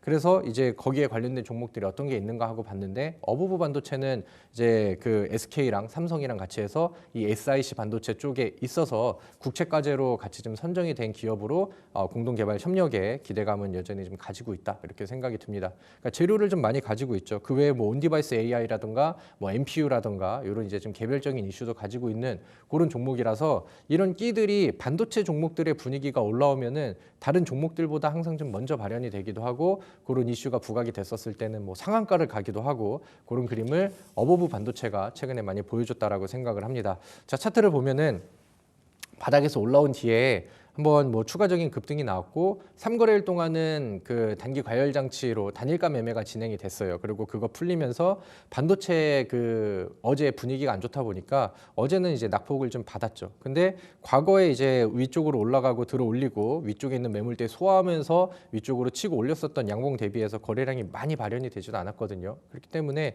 저는 힘이 깨졌다라고는 생각이 들진 않습니다. 그래서 눌러주고 지금 여기에서 이제 횡보하는 위치를 매수 타점으로 보면은 더 좋겠다라는 생각을 합니다.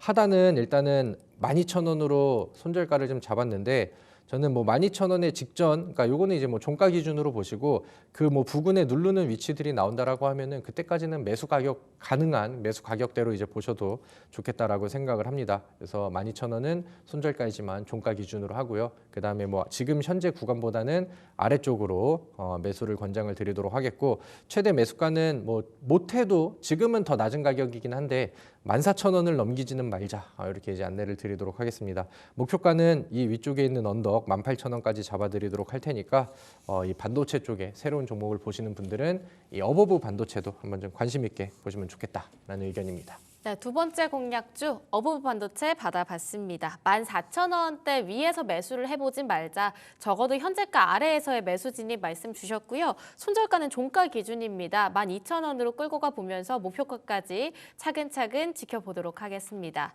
자, 이어서 다음 공략주 살펴볼게요. 코스모 화학 가져와 주셨는데요. 방금 특징주 얘기할 때 이런 말씀 주셨습니다. 2차 전지 안에서도 어떤 끼 있는 종목이 있을지 한번 가져와 주셨다고. 코스모 네. 화학은 어떤 매력을 가지고 있는 종목인지 하나씩 살펴볼까요? 네, 우리 그 일부 방송에서는 좀 반가운 종목이죠. 코스모 화학을 제가 과거에도 좀 제시를 드렸었는데 그때랑 같은 관점이고 또 같은 분위기가 지금 시장에서 흘러가고 있지 않나라는 생각이 듭니다. 자, 코스모 화학이 이제 2차 전지 그다음에 뭐 소재 쪽 안에서도 뭐 많은 분들이 좀 알고 계셨던, 과거에는 엄청 났었던 그런 종목이죠. 저는 개인적으로 이제 2차 전지 안에서 좀 변동성이 좀 잘 나오는 그런 종목들, 그다음에 흔히 좀 끼가 있는 종목들 이런 거를 볼 때는 코스모 형제들을 좋아하거든요. 코스모 신소재, 그다음에 코스모 화학, 그리고 좀 좋은 결과치들을 좀 많이 줬었던 종목이라서 좀 개인적으로는 좀 선호하는 그런 종목입니다. 근데 지금 뭐 코스모 화학이 이제 뭐 실적이 개선이 됐고 뭐 이제 뭐 업황이 개선이 돼서 바닥에서 이제 잡아서 가져가야 되냐 이런 느낌은 아니고요. 지금 2차 전지의 분위기가 뭐 좀 야금야금 좀 올라오고 있고, 뭐 포스코홀딩스는 철강의 이슈는 있지만 뭔가 지금 2차 전지의 뭐 좀 분위기를 좌지우지하는 종목으로서 오늘 또 좋은 움직임 보여주고 있고, 어제는 LG엔솔도 좀 많이 올라가고 있고, 그다음에 에코프로도 반응을 좀 하고 있고, 그러니까 이런 그림들이 저는 2차 전지 안에서는 단기적으로 그 좀 순환매를 좀 불러 일으킬 거라고 저는 생각을 합니다. 그래서 이번에도 이제 그런 관점 안에서 2차 전지가 힘을 쓰고 반등이 나왔었을 때는 변동성을 확 틔워주게 하니까 코스모 화학도 그렇게 이제 노려보면 좋겠다라고 생각을 하고요. 다만 뭔가 좀 이슈가 좀 부족하죠. 이런 얘기를 듣고 매매하기에는 조금 좀 부담스러운 부분들이 있으실 텐데 최근에 이제 뭐 시장의 가장 큰 화두는 트럼프의 관세 이런 부분이지 않을까라고 생각을 합니다. 트럼프도 지금 뭐 4월 달을 좀 앞두고 계속해서 이제 뭐 언급도 세게 하고 뭐 밀당도 하고 그다음에 이제 뭐 협상력을 높이기 위한 트럼프만의 방식을 계속해서 좀 펼치고 있는데 중국 같은 경우도 뭐 과거의 흐름을 보면은 뭔가 이제 수긍을 하면서 받아들였던 적은 한 번도 없거든요. 그러니까 뭐 트럼프의 말이 세면 셀수록 중국에서도 더 예민한 반응들을 같이 좀 보여줄 것 같은데 그런 부분에 따라서 미중 무역 갈등이 계속해서 얘기가 나온다라고 하면은 뭐 희귀 금속 혹은 뭐 이제 희토류 이런 종목들이 반사익수 해조로 이제 평가를 받습니다. 근데 이제 코스모 화학 같은 경우는 가지고 있는 자회사 흐름으로 희토류 관련주로도 이제 부각이 되기 때문에 그런 부분들을 한번 좀 기대를 해봐도 저는 좋겠다라고 생각을 합니다. 자, 차트를 보면서 이 종목을 좀 체크를 해보면은 지금 뭐 바닥에서 뭐 야금야금 올라왔습니다. 우리가 지난번에 봤었을 때는 여기에 돌파를 시도하는 위치에서 제시를 해드렸고 그 당시에도 뭐 짧은 구간들과 그때보다 이제 좀 좋은 수익 구간들을 좀 내고 있는 그런 상황인데 이게 차트 안에서는 좀 짧아 보이지만은 이 위쪽으로 올라오면은 뭐 10% 15% 이런 이제 변동성을 굉장히 또 잘 보여주거든요. 그리고 이제 지난번 추천 이후에 1월 31일은 하루 만에 또 20% 급등하는 그러니까 이런 변동성을 자기 순환매가 오면은 잘 보여주는 종목인 것 같아요. 그리고 지금은 이제 과거에 저항 구간으로 작용했었던 이런 이제 검은색 이평선들을 돌파가 나오니까 그 다음부터 이제 지지점으로 전환을 시켰잖아요. 그리고 이제 지금 현재 차트를 보면은 지금의 저항 구간은 지난 전고점 부근으로 보여집니다. 그러니까 지난번에 만들어놨었던 이 두 개의 언덕을 어제는 이제 저항선으로 잡으면서 대밀렸고 그다음에 차트는 아직 깨지지 않았고 위쪽을 보고 있죠. 그러니까 이번에 또 지난 전고점을 돌파하게 된다라고 하면은 위쪽 공간으로 열리면서 지난번과 같은 이런 이제 돌파봉이 좀 세게 올라올 것 같다라는 생각을 하거든요. 그래서 이런 부분들을 이제 목표로 해보시고 지금 뭐 바닥에서 담는다고 해서 멀리 보고 길게 가져갈 수는 없는 것 같습니다. 그래서 약간 좀 보수적으로 목표가를 24,000원 다음 저항 구간이 있는 이 위치로 한번 잡아보도록 하겠고요. 그 다음에 오늘 주가가 29,950원 현재는 한 21,000원 부근이거든요. 그래서 뭐 어디든 지금은 매수가 부담스럽지 않다라고 말씀을 드리고 하단으로는 지난번 저항이자 지금의 지지가 나오고 있는 기술적인 주요 위치 19,000원 이렇게 잡아드리도록 하겠습니다. 네, 코스모 화학까지 마지막 공략주로 받아봤습니다. 지금 진입하기에 크게 부담스러운 상황은 아니다라고 말씀을 주셨는데요. 자, 오늘 삼성전자가 좀 꺾이고 있습니다. 어제 58,000원까지 올라가다가 다시 또 밀리면서 57,000원 선까지 내려앉았는데요. 삼성전자가 좀처럼 힘을 못 쓰고 있는데 그럼 금요일장인 오늘의 전체적인 시장 흐름은 혹시 어떻게 예상하고 계실까요? 일단은 오후장까지는 좀 봐야 된다라고 생각을 하는데 지금 뭐 의외로 삼성전자는 코스피를 뭐 끌고 뭐 내려가기도 하고 올라가기도 하는 주도 종목이긴 하지만 삼성전자의 조정 대비해서 시장은 방어를 좀 잘해주고 있다라는 생각이 들거든요. 그리고 삼성전자의 낙폭이 아직 그렇게 좀 과하진 않은 것 같아서 저는 뭐 오후장에는 뭐 지금보다는 좀 분위기가 개선이 되지 않을까. 그리고 뭐 시장에 대한 큰 우려를 뭐 지속적으로 가지고 있을 필요는 없다라는 의견을 드리도록 하겠습니다. 네, 우선 다음 주까지는 아무래도 오늘은 금요일이니까요. 다음 주 네. 화요일까지 시장 상황을 계속해서 눈치껏 살펴보도록 하겠습니다. 오늘도 저녁 방송 하시나요? 오늘은 저녁 방송이 없고요. 다음 주 월요일 날 여기에서 다시 또 방송하고 그날 뭐 월요일 저녁에 또 좋은 공개 방송 준비를 했으니까 그때 또 많은 관심 부탁드리도록 하겠고요. 다음 주 월요일 날 저는 다시 인사를 드리도록 하겠습니다. 그 저녁 방송 실제로 나오시잖아요. 그 네. 시장이 계속해서 바뀌어가고 있을 때 만약에 무료 방송 말고도 저희 딜사이트 경제TV 안에서 저녁 방송 가고 싶어요 하면 시간대가 어떻게 되세요? 저는 월요일 날은 살맛나는 주식이라는 프로그램을 해서 그 방송은 이제 6시에 진행을 하고요. 네. 그리고 이제 그때는 이제 우리 시청자분들 고민 상담, 종목 상담 뭐 이런 것들도 이제 같이 해드리고요. 그다음에 이제 목요일이 되면은 상한가 스쿨 방송이 있습니다. 그때는 제가 직접 일어나서 또 강의도 해드리고 시장의 포인트도 잡아드리고 하는데 요즘에 뭐 계속해서 히든 종목들이 결과치가 운이 좋게 잘 나오고 있거든요. 그래서 저의 야간 방송도 많이 관심 있게 봐주시면 좋을 것 같고 그다음에 같이 좀 매매하고자 하시는 분들은 저희 히든 종목 받으러 온라인 무료 방송에도 많이 참여를 해주시면 좋을 것 같습니다. 네, 마스터님 방송 정말 많이 하십니다. 무료 방송뿐만 아니라 저녁 방송인 살맛나는 주식 그리고 상한가 스쿨도 함께 하니까요. 요일 체크하셔서 다양한 투자 전략 챙겨가시길 바라겠습니다. 지금까지 딜사이트 S 김정현 마스터와 함께했습니다. 마스터님 좋은 말씀 감사합니다. 네, 감사합니다.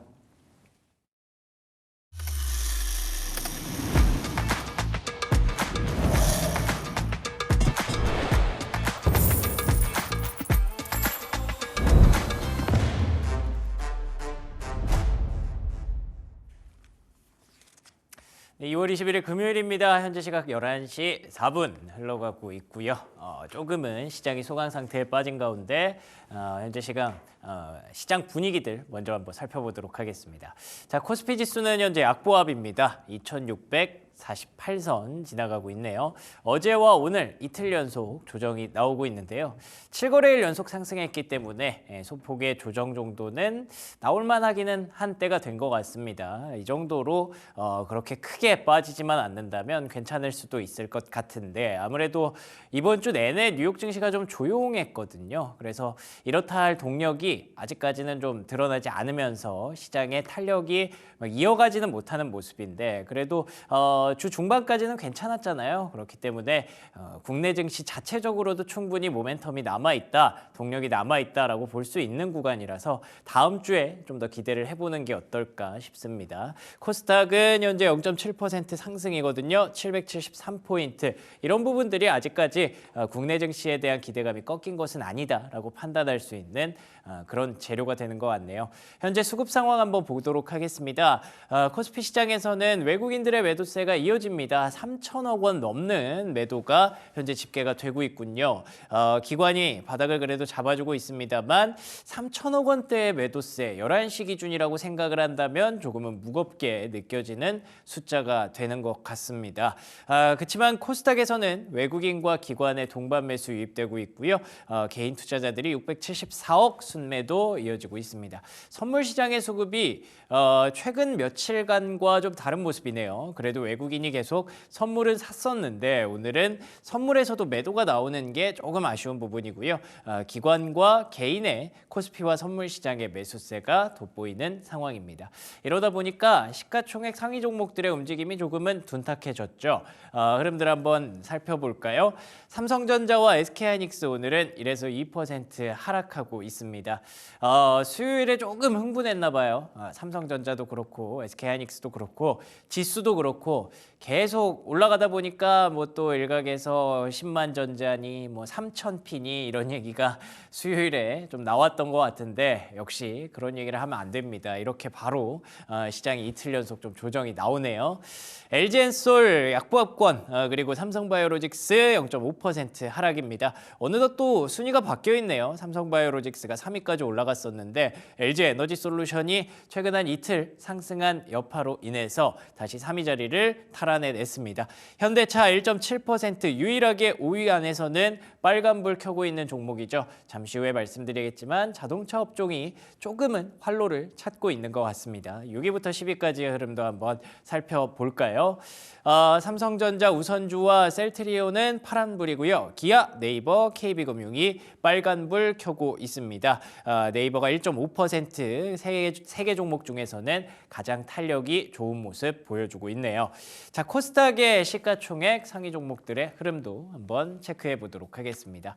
현재 알테오젠이 2.4% 상승하고 있고요. 에코프로비엠 광보합세 에코프로 3%의 상승입니다. 그리고 가장 돋보이는 건 역시나 레인보우 로보틱스입니다.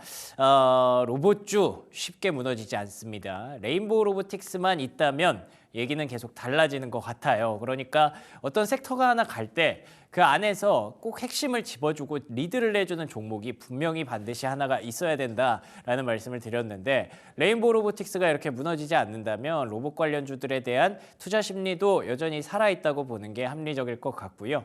그래서 조금 더 나는 큰 수익이 좋다, 탄력이 좋다 하시는 분들은 아직 좀 덜 오른 로봇주들에 관심 가지시는 분들도 많겠습니다만 그래도 이 정도면은 약간 좀 불안하다 하시는 분들은 여유 있게 레인보우 로보틱스 가져가시는 분들도 많은 것 같습니다. 그래서 그런지 40만 원권을 쉽게 이탈하지 않는 레인보우 로보틱스 확실히 올해 연초 주도 섹터로서 손색이 없는 그런 그림이네요. 여기부터 10위까지의 흐름도 한번 보겠습니다. 삼천당제약 1.1%, 리가캠바이오 3.3%. 오늘 전반적으로 바이오 종목들의 분위기가 나쁘지가 않네요. 그리고 또 클래시스 휴젤이 6%대 급등합니다. 이게 또 어떻게 보면은 소비주 성격을 또 띠고 있기 때문에 중국에서도 경기가 괜찮아지고 뭐 한한령 해제되고 소비주 괜찮다 이런 얘기가 나오면 같이 좀 수혜를 받을 수도 있을 것 같아요. 화장품뿐만 아니라 이런 피부 미용, 의료기기 이쪽에 대한 관심도 높아지고 있으니까요. 또 보톡스 한창 중국에서 많이 팔았었잖아요. 휴젤도 현재 6% 급등하고 있습니다. 리노공업은 1.3%의 하락으로 현재 파란불을 켜내고 있네요. 자, 섹터별 흐름 한번 좁혀보도록 하겠습니다. 첫 번째 흐름은요. 앞서 언급드린 것처럼 현대차를 위시한 자동차 종목들이 철강 업종이군요. 죄송합니다. 철강 업종 먼저 보고 자동차 업종 볼게요. 철강 업종이 일단 중국산 후판에 대한 반덤핑 관세가 부과되면서 강세를 보이고 있습니다. 어제 드렸던 내용이기도 하죠. 철강 업종이 특히 현대제철이 정부에 우리 좀 도와달라 SOS를 친 상황이었습니다. 중국과 일본의 강판이 너무 싸게 덤핑으로 들어오다 보니까 우리가 좀 먹고 살기가 힘들다라는 얘기를 이제 철강 업종이 먼저 얘기를 했고, 그리고 정부 입장에서도 철강 관세 들어오고 진짜로 힘들어 보이니까 좀 더 발벗고 도와주기로 결심을 한 것 같습니다. 일단 첫 번째 단계로는 중국산 후판에 대해서 반덤핑 관세가 부과가 된 상황이고요. 그리고 또 앞으로 나아가서 이제 중국산뿐만 아니라 일본산 열연강판에 대해서도 반덤핑 조사에 착수한다고 하니까 오랜만에 모처럼 정부가 좀 하나 잘해준 것 같아요. 기업들을 위해서 좀 너무 타격을 받고 있기 때문에 최근에 뭐 2차 전지 TF팀도 구성하고 철강 이렇게 반덤핑 조사도 하고 좀 더 적극적으로 나아가고 있는 것 같은데 묘하게 정부가 좀 잘 돌아가는 것 같은 느낌도 좀 있고요. 철강주들에 대해서 기대감이 조금씩 쌓일 만한 이유도 되는 것 같습니다. 그리고 가장 먼저 대표적으로 관세를 얻어맞았던 섹터잖아요. 25% 관세를 최초에 부과를 받았기 때문에 이제는 좀 계산이 다르게 들어가는 거죠. 뭐 예를 들면 최근에 조선주에 대해서 안 좋은 리포트가 좀 나왔었는데 기대감을 갖고 이 정도 많이 올라왔으면 이제 숫자를 좀 따져보자. 정말 이 정도까지 주가를 부여하는 게 맞느냐. 반대로 철강주에 대해서도 우리가 우려를 갖고 여기까지 내려왔는데 관세가 25%라고 하고 상호 관세가 부과된다면 따져보자. 여기까지 내려오는 게 맞느냐. 이렇게 얘기했을 때 이게 좀 맞춰지는 그런 구간이라고 봐야 될 것 같고요. 아까 제가 잠깐 실수했지만 말씀드렸던 자동차 업종도 비슷한 맥락으로 좀 보시면 될 것 같습니다.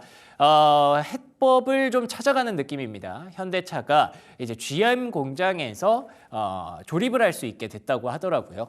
현대차뿐만 아니라 GM도 최근에 많이 힘들잖아요. 주가도 그렇고, 그리고 또 GM도 해외 공장을, 완성차 공장을 두고 있거든요. 그러니까 이제 좀 미국 기업인데도 불구하고, 미국 자동차 업체인데도 불구하고 캐나다 쪽에 공장을 두고 있는 상황에서 캐나다에 실제로 관세 부과될 가능성이 높고, 그런데다가 지금 철강도 관세가 부과됐고, 그런데다가 이제 자동차도 관세가 부과될 예정이라면 이거 진짜 무시무시한 삼중 관세거든요. 자동차 하나 만들려면 캐나다 가서 철강 받아서 완성차 만들어서 미국으로 팔아야 되는데 GM 입장에서는 이게 진짜 말이 되나 싶을 정도의 안타까운 그런 상황입니다. 그래서 또 현대차가 파트너십을 제안했을 때 같이 이렇게 호응을 해준 것 같고요.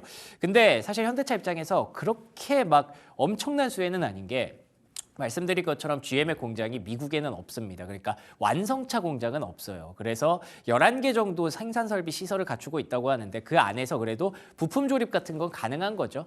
그래서 얘기를 들어보니까 반조립 형태로 생산을 한다고 하더라고요. CKD라고 하던데, 그래서 어제 사실 시간외부터도 좋았었는데 그 흐름이 막 쭉 이어지는 모습은 아니고요. 일부 개별적인 종목들 한해서만 탄력을 좀 보여주고 있는 모습. 현대차와 기아의 주가는 아직까지 아쉬운 모습이 좀 남아있는 것 같습니다. 그래도 어쨌든 일을 하고 있다는 거죠. 정의선 회장도 그렇고, 지금 뭐 정부에서도 철강 관세도 좀 어느 정도 해결하려는 노력이 있고, 이런 것들이 하나씩 하나씩 모이면 여기보다 더 떨어지지는 않지 않을까라는 기대감 가져볼 수 있을 것 같습니다. 자, 마지막 특징 섹터로는요, 종목 하나 뽑아봤습니다. 최근에 심상치 않은 종목이 하나 있더라고요. 풀무원이라는 종목입니다.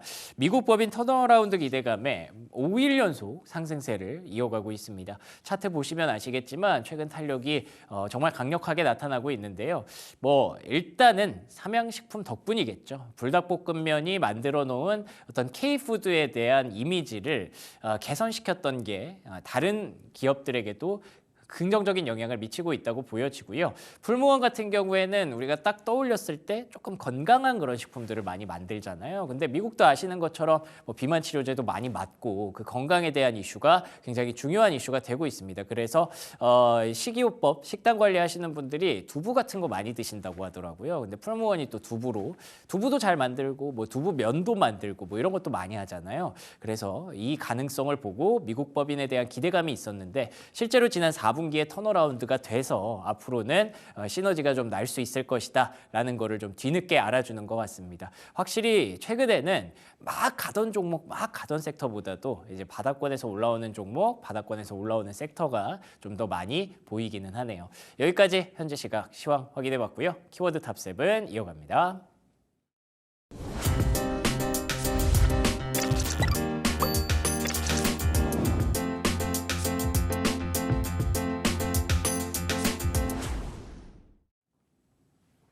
오늘 장 키워드 탑7 들어왔습니다. 금요일 살짝은 소강 상태에 들어간 국내 증시.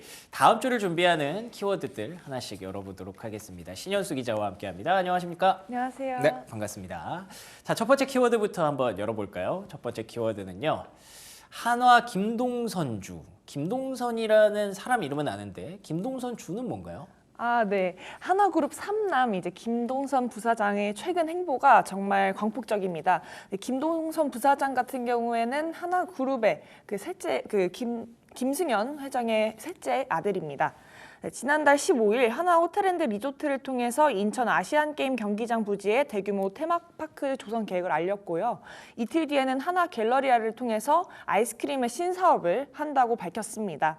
최근에는 범 LG가의 단체 급식 업체인 아워홈의 인수를 추진하고 있는데요. 이와 관련해서 현재는 잡음이 많은 상황입니다. 아워홈은 4남매 간 경영권 분쟁으로 수년간 골머리를 앓고 있는데요. 김 부사장이 이런 상황을 몰랐던 건 아닙니다. 다만 아워홈이 국내 단체 급식 업체 2위라는 점, 그리고 푸드테크 관련 사업도 하고 있다는 점 등이 이제 김 부사장으로서는 아워홈이 눈독에 들었다고 할 수 있습니다. 또 김 부사장은 위에 두 형들이 있는데요. 이 두 형들에 비해서는 비교적 작은 사업 부문을 영위하고 있습니다. 첫째 같은 경우에는 뭐 하나 에어로스페이스, 방산, 에너지 막 이쪽으로 하고 있고, 둘째 같은 경우에는 하나 금융권 관련해서 생명이나 이런 것들을 영위를 하고 있습니다. 그러다 보니 이제 자신만의 경영 능력을 김동선 부사장이 입증을 하려면 계속해서 무언가가 필요한 것으로 보이고요. 김동선 부사장이 현재 관여하고 있는 건 하나 갤러리아, 하나 호텔앤드 리조트, 하나 비전, 하나 로보틱스, 하나 푸드테크 등이 있습니다. 이 중 하나 갤러리아의 잠정 실적이 이번 주에 나왔습니다. 하나 갤러리아는 지난해 연결 기준 5,383억 원의 매출과 31억 원의 영업이익을 기록했는데요. 전년 대비 매출은 23.9% 증가했지만 영업이익은 68.1%나 쪼그라들었습니다. 어제장 기준해서 하나 갤러리아는 전일 대비 2.29% 감소한 1,281원에 장을 마감했습니다. 오늘장 기준으로도 계속해서 똑같은 상황인 걸로 알고 있고요. 거래량이 계속해서 좀 많이 확보가 돼 있지는 않습니다. 하나 갤러리아가 지난해 외형 성장에는 이제 성공을 했습니다. 이 배경으로는 이 회사가 미래 먹거리로 육성하고 있는 F&B 사업의 성과에 따른 것으로 풀이됩니다. 대표적으로 미국 수제 햄버거 브랜드인 파이브가이즈를 꼽을 수 있습니다. 2023년까지만 해도 파이브가이즈의 매장 수는 2개뿐이었지만 지난해 기준 5개까지 증가를 했습니다. 여기에 파이브가이즈가 지난해 말 처음으로 배달 서비스를 시작하는 등 접근성 개선에 따른 외형 성장을 이뤄낸 것으로 추정이 되고 있고요. 다만 외형과 달리 내실은 일회성 비용에 발목이 잡혔습니다. 비용 절감 등 효율화 개선에도 불구하고 이제 통상임금 기준 변경에 따른 비용 때문에 영업이익이 큰 폭으로 감소했다라는 게 회사 측의 설명입니다. 그렇군요. 한화 갤러리아의 실적이 조금 아쉬운 그런 모습이 있어서 관련해서 잡음이 좀 나오나 봅니다. 아워홈 인수한다라는 얘기도 나오고는 있는데, 근데 사실 지금까지는 이 김동선 부사장이 했던 것들이 다 긍정적으로 좀 많이 조명이 됐잖아요. 그래서 아직까지는 다 이렇게 응원해주고 호응을 해주고 있는 것 같아요. 방산 잘 쌓았고 조선 잘 쌓았고 또 우주까지 가고 있으니까 한화그룹주에 대해서 아직은 긍정적인 이미지가 훨씬 더 강하다고 보여집니다. 근데 이 이미지 깎이는 것도 또 한순간이기 때문에 그러지 않도록 또 열심히 잘 해내시겠죠. 앞으로도 한화그룹주 잘 지켜보도록 하겠습니다. 자, 두 번째 키워드 열어보겠습니다. 네, 두 번째 키워드는요. 요거 빠질 수 없죠. 한알령 수혜주. 오랜만에 듣는 키워드들이 많더라고요. 네, 그렇습니다. 중국이 이르면 5월에 한알령을 해제할 수 있다는 기대감에 수혜주인 미디어 그리고 엔터기업 주가 등이 오르고 있습니다. 지난 7일 시진핑 중국 국가주석의 한중 교류에 대한 긍정적 발언에 이어서 이르면 5월 중국 정부 차원에서 한알령 전면 해제 소식이 보도가 되자 이제 투심이 몰린 것으로 보이는데요. 특히 YG플러스, A스토리, 키스트가 어제 기준으로 상한가로 치솟았습니다. 그리고 콘텐트리 중앙 그리고 또 스튜디오 드래곤, 사마 네트워크스, LG 생활건강, 아모레퍼시픽, 토니모리 이런 화장품 관련 주도 올랐었고요. 또 모두 투어, 참 좋은 여행, 호텔신라 등 이제 호텔이나 면세주들이 이제 강세를 보였었습니다. 네, 지인의 신한투자증권 연구원에 따르면 정치적, 경제적인 관점에서 한한령 해제 가능성은 가장 높은 시기라면서 엔터는 한한령 해제 최대 수혜 섹터로 이제 차단됐던 중국 콘서트 그리고 방송 출연, 광고 모델 등 다양한 활동 재개에 기인한다고 밝혔습니다. 현재 대형 엔터테인먼트 4개사의 그 주가 흐름을 보면요, 하이브랑 JYP 엔터테인먼트는 어제보다는 좀 더 상승한 채 출발하고 있고, 반면에 SM 엔터테인먼트나 YG 엔터테인먼트는 어제 대비해서 조금 하락세를 보이고 있는 모습입니다. 앞서 말씀드렸던 그 신한투자증권 연구원은 또 이런 말을 했었는데요.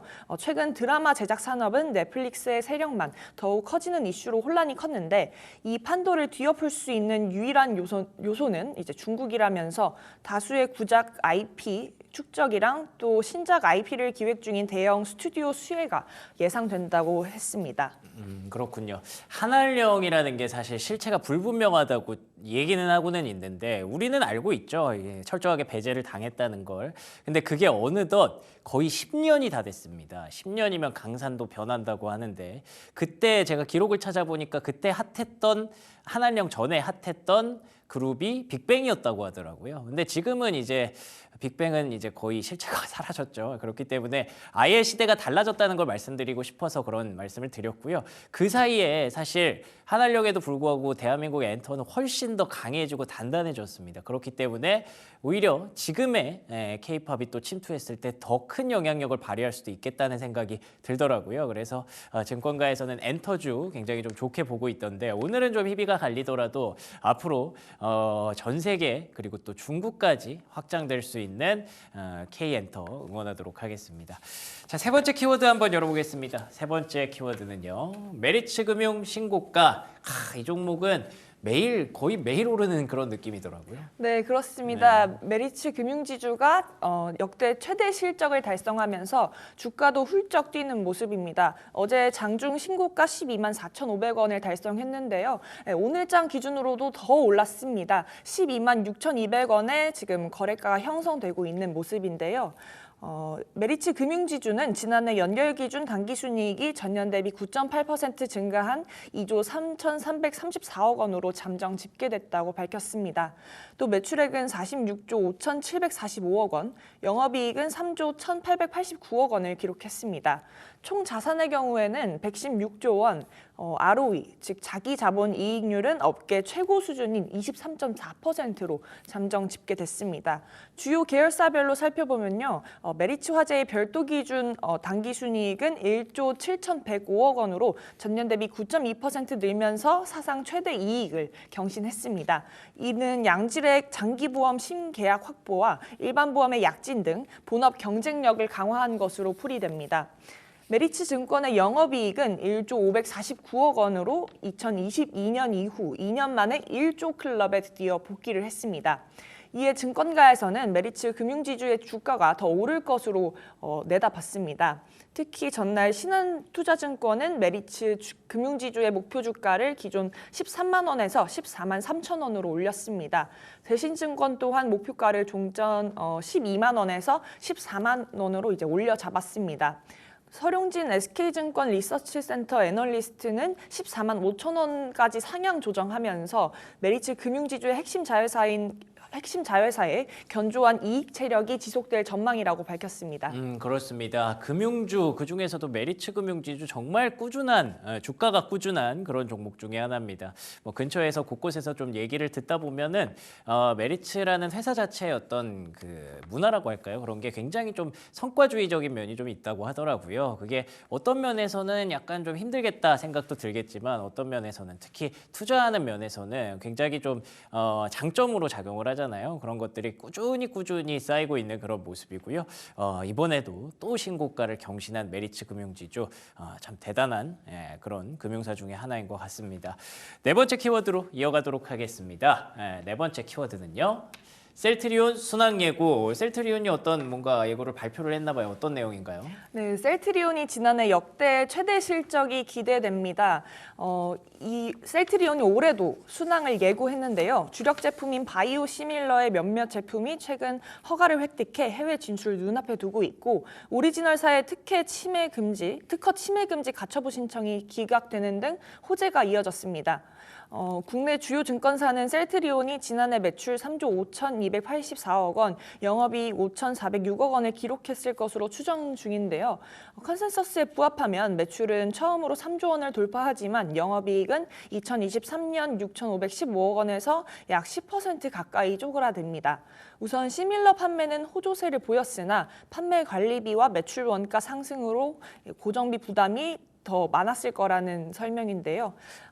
셀트리온 어제장 기준으로 전일 대비 200원 내린 18만 400원의 장을 마감했습니다. 오늘장 기준으로도 좀 더 하락한 채 출발을 하고 있고요. 현재 17만 9천 원의 거래가가 형성되고 있는 모습입니다. 눈길을 끄는 부분은 올해 셀트리온이 매출 4조 6,730억 원과 영업이익 1조 6,277억 원을 기록할 것이라고 추정되고 있다는 점입니다. 셀트리온은 현재 국내 기준 자가 면역 질환, 항암제, 알레르기 질환, 안 질환, 또 고일 질환 등 총 11종의 바이오 시밀러를 보유하고 있습니다. 이 회사는 글로벌 시장에서도 국내와 동일하게 11종의 시밀러를 출시한 계획인데요. 여러 지역 가운데 최근 성과를 보이고 있는 곳은 유럽으로 셀트리온은 앞으로도 유럽에 좀 더 집중하겠다는 계획입니다. 그렇군요. 셀트리온 이제는 정말 실적을 얘기할 수밖에 없는 그런 기업이 됐습니다. 뭐 주가의 탄력은 그렇게 강하지 않지만 지난해 영업이익이 5천억 원대였다고 하는데 올해 영업이익 전망치가 1조 6천억 원이면 이거 300% 넘게 올라가는 거잖아요. 올해 진짜 순항할 수 있기를 이 예고가 맞기를 기대하시는 분들이라면 셀트리온 한번 관심 가져보시는 것도 나쁘지 않겠네요.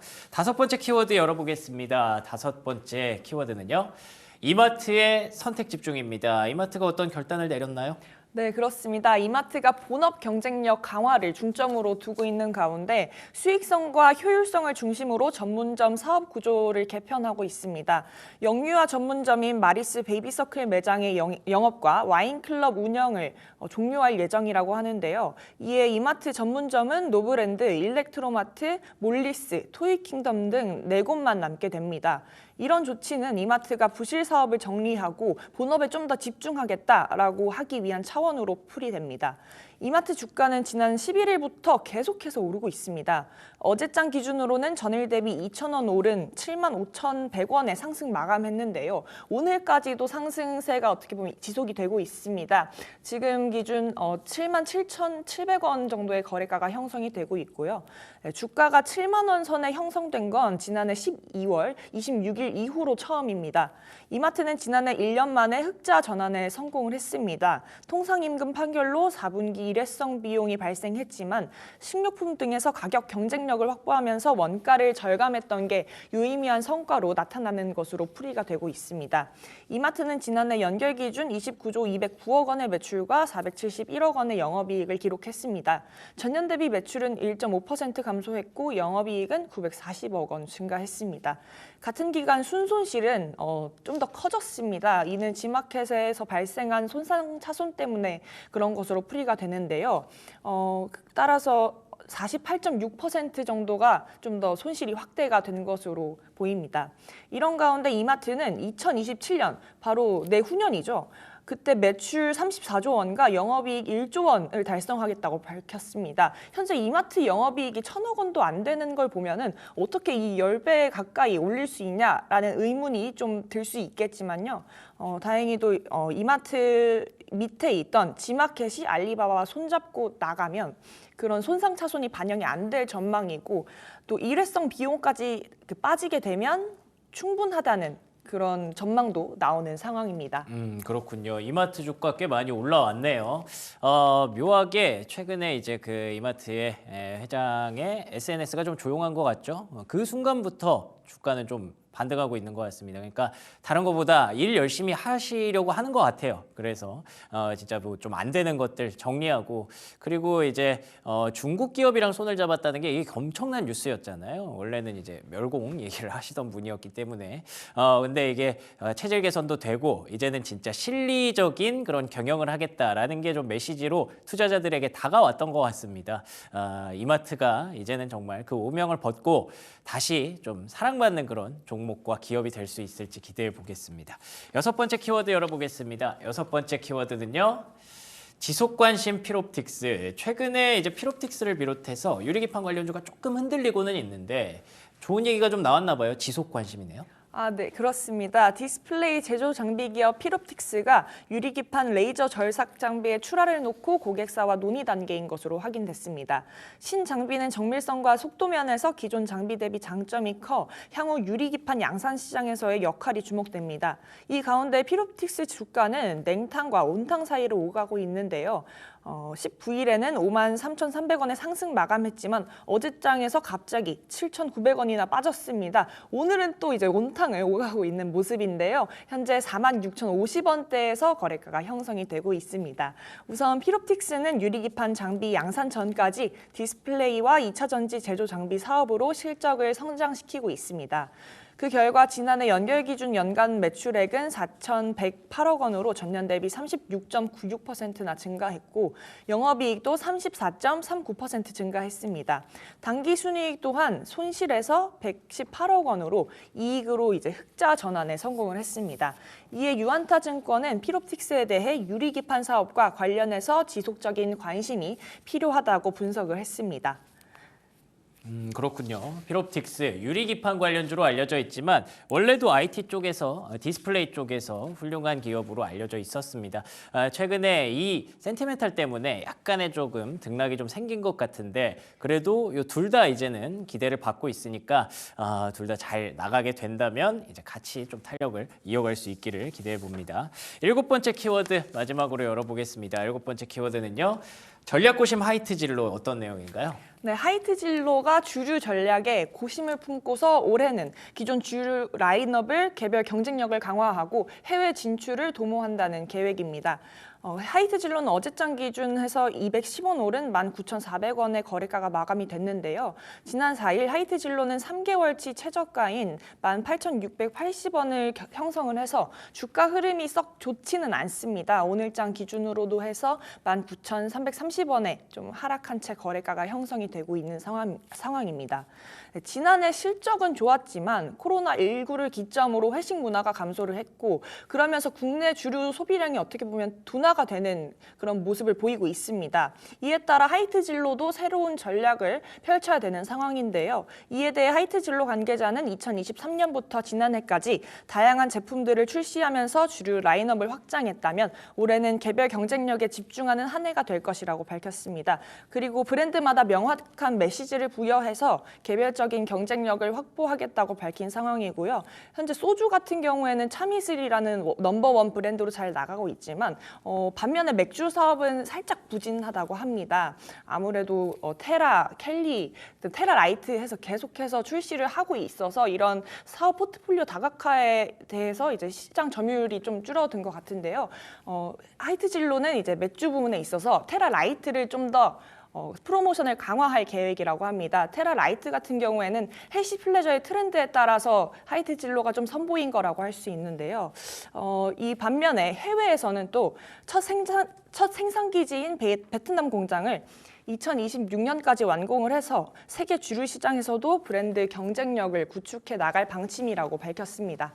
그렇군요. 전 세계적으로 그렇게 그 술을 막 부어라 마셔라 하는 문화가 많이 사라졌다고 하더라고요. 그래서 이제 매스로 이렇게 팔기보다는 뭔가 하나하나에 좀 술 맛을 느끼는 그런 문화가 많이 존재하면서 소주 맥주가 좀 많이 안 팔리는 것 같다고 하던데 그래도 그 안에서 또 해결 방법을 잘 찾아야겠죠. 헬시 플레저에도 맞게 뭐 테라라이트 이런 것도 잘 나오고 있으니까 이런 위기를 딛고 잘 기회를 만들어내기를 기다려 보겠습니다. 자, 오늘 키워드 탑7 신현수 기자와 얘기 나눠봤습니다. 좋은 말씀 고맙습니다. 감사합니다.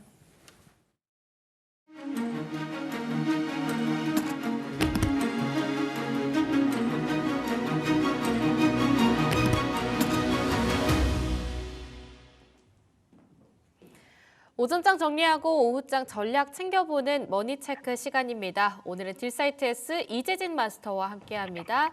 마스터님 안녕하세요. 반갑습니다.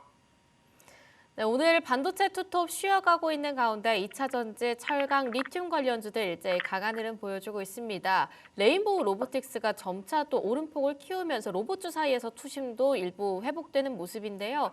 현재까지의 흐름 어떻게 보고 계실까요? 자, 우선은 우리 국내 시장 오늘 장 초반에는 살짝 불안한 모습을 보이더니 시간이 지나면 지날수록 좀 더 강세로 좀 이어지고 있는 분위기입니다. 근데 일단 우선은 잘 연속해서 상승하던 증시가 이틀 연속 그래도 조금은 지지부진한 모습을 보여줬기 때문에 왜 이런 현상이 나왔는지는 간단하게 좀 체크해 볼 필요가 있을 것 같은데요. 여러 가지 이슈가 있을 수 있겠지만 최근 시장에서 조금 수상한 변화가 일어나기 시작했습니다. 바로 정확하게 말해서는 N달러, 엔화하고 달러의 가치를 이제 비교하는 이제 환율적인 부분에서 엔화의 강세가 발견됐습니다. 일본에서 금리 인상을 하겠다라는 이야기가 밝혀지면서 자연스럽게 이제 변화가 생겨나기 시작했는데요.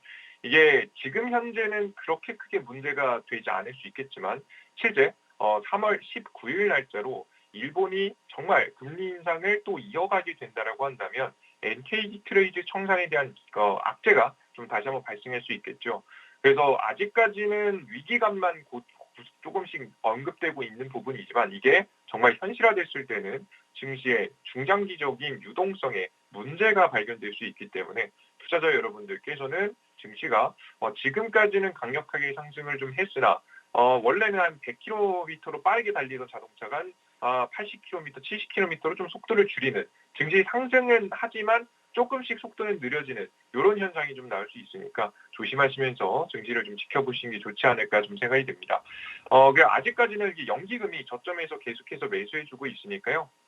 막 폭락하거나 뭐 그럴 만한 증시는 아닙니다. 현지 자리에서 횡보하거나 아니면 약간의 상승세를 이어갈 가능성이 높으니까요. 아직까지는 너무 큰 걱정하지 마시고 증시 지켜보시면서 대응 잘 이어가시면 좋을 것 같습니다. 네, 일본에서는 인플레이션이 2년 만에 최고치를 도달했다고 합니다. 이런 부분이 확실히 금리 인상에 대한 어찌 보면 부담으로서 작용하게 될 것 같은데요. 엔캐리 청산 우려가 다시 한번 시장에 올라오고 있는 만큼 완전히 겁을 먹지 않고 그냥 적극적으로 시장을 매매하기에는 조심스러운 부분이 분명히 있을 것 같습니다. 그렇다고 한다면 오후장에는 어떤 전략을 세워가는 게 좋을까요? 저희는 이제 우선 증시 자체가 조금 불안할 때는요, 항상 어떻게 대처하면 되냐면, 증시가 불안한데 조금씩 올라간다라고 하면 보유 종목을, 현금 비중을 좀 늘리는, 주식들을 조금씩 잘 올라가는 종목들을 비중 정리하면서 현금 비중을 늘리면서도 만약에 눌림목이 나왔을 때, 시장에 과한 눌림목이 갑작스럽게 나온다면 어떤 종목을 매수해야 될까? 이것을 고민해 봐야 된다고 생각이 드는데요. 저는 지금 현재 상황에서는 여러 종목들, 다양하게 실적 좋고 성장한 종목들도 있지만, 제가 여태까지 소개시켜드리지 않았던 종목 중에 반도체 관련된 종목들, 좀 매력적인 타이밍이 올 것 같아서 해당 종목들 위주로 보시는 게 좋다라고 보고 있습니다. 특히나 이제 이 반도체에 관련된 종목들은 정확히는 HBM, AI 반도체 관련된 종목 쪽이겠죠.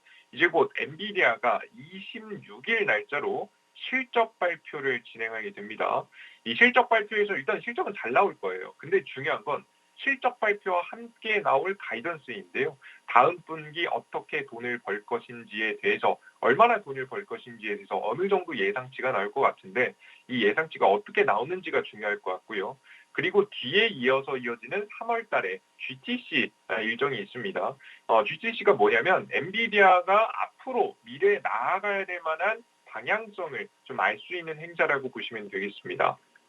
최근에는 양자 관련된 이야기를 하겠다라고 좀 말을 해놓긴 했는데, 최근에 뭐 엔비디아 그것뿐만 아니라 뭐 새로운 AI 컴퓨터를 만들겠다. 지금 그 각 집안에 있는 컴퓨터에 이제 AI 좀 더 모두 다 이제 슈퍼컴퓨터를 집에서 사용할 수 있게 만들겠다라고 이야기하면서 이제 시장을 좀 넓혀가는 듯한 멘트도 해줬기 때문에 어떤 시장에 좀 개척해 나가면서 가이던스를 올릴 수 있을지, 굉장히 중요한 발표가 지금 현재 2월달, 3월달에 계속해서 이어질 거라고 보고 있습니다. 이런 이제 실적적인 부분들, 기대감적인 부분들이 조금씩 작용되기 시작한다면 좀 과한 눌림목이 나왔을 때 반도체 관련 종목들도 괜찮을 거라고 보고 있어요. 다만 아무 종목이나 살 수는 없겠죠. 제가 기존에도 계속 말씀드렸지만 지금 현재 시장에서는 AI 반도체 기업들 중에서도 잘 나가는 기업들이 엄청 잘 나가고 준비되지 않은 기업들은 애매해지는 상황입니다. 뭐 대표적으로 봤을 땐 삼성전자가 요즘 애매하고 SK하이닉스가 워낙에 좀 잘 나가고 있죠. 이렇듯이 그 기업들별로도 기술력을 확보하고 있는 기업들만 잘 나가고 있는 중이거든요. 종목 선택이 좀 중요하다는 얘기죠. 이 괜찮아 보이는 종목들은 제가 오늘 3개 종목을 또 제시해드려 보도록 할 테니까 관심주 꼭 넣어두시면 좋을 것 같습니다. 네, 반도체 어제 좀 눌림이 강했습니다. 그래서인지 눌림 매수로서 반도체 잘 공략해보자 관련주 많이 가져와 주셨네요. 오늘의 탑픽 첫 번째 종목 YC부터 살펴보도록 하겠습니다. HBM 쪽으로의 모멘텀을 강하게 가지고 있는 종목이죠. 어떻게 보고 계실까요? 최근에는 삼성전자 향으로 지금 현재 납품이 진행되고 있는 YC인데요. 정확하게는 EUV 공정에서 사용되는 소재, 지금 현재 소재들을 생산해서 삼성전자에게 납품하고 있습니다. 원래는 해외에서 주로 이제 거의 100% 수입에 좀 가까웠었는데요. 국산화에 최근에 성공을 했어요. 근데 이게 국산화를 해야 되는 이유가 뭐냐면, 최근에 이제 YC가 만드는 EUV 관련된 소재들에 따라서 이제 반도체를 잘 만들 수 있느냐 없느냐가 최근에 결정되는 분위기거든요. 특히나 뭐 펠리클이라든가 이제 EUV 이제 빛으로 이제 자세한 이 반도체 이제 미세 회로를 새길 때 이 렌즈 기술이 굉장히 중요합니다. 이 렌즈를 어떻게 미세하게 잘 만드느냐에 따라서 이 성능이 잘 나오느냐 안 나오느냐가 결정이 되고 수율에도 엄청난 영향을 끼쳐서 해당 기술을 완벽하게 국산화 시켜놓고 지금 현재 미세화 지금 조금 더 이제 좀 더 이제 강력한 이제 연구 개발을 하기 위해서 들여왔다고 보여지는데요.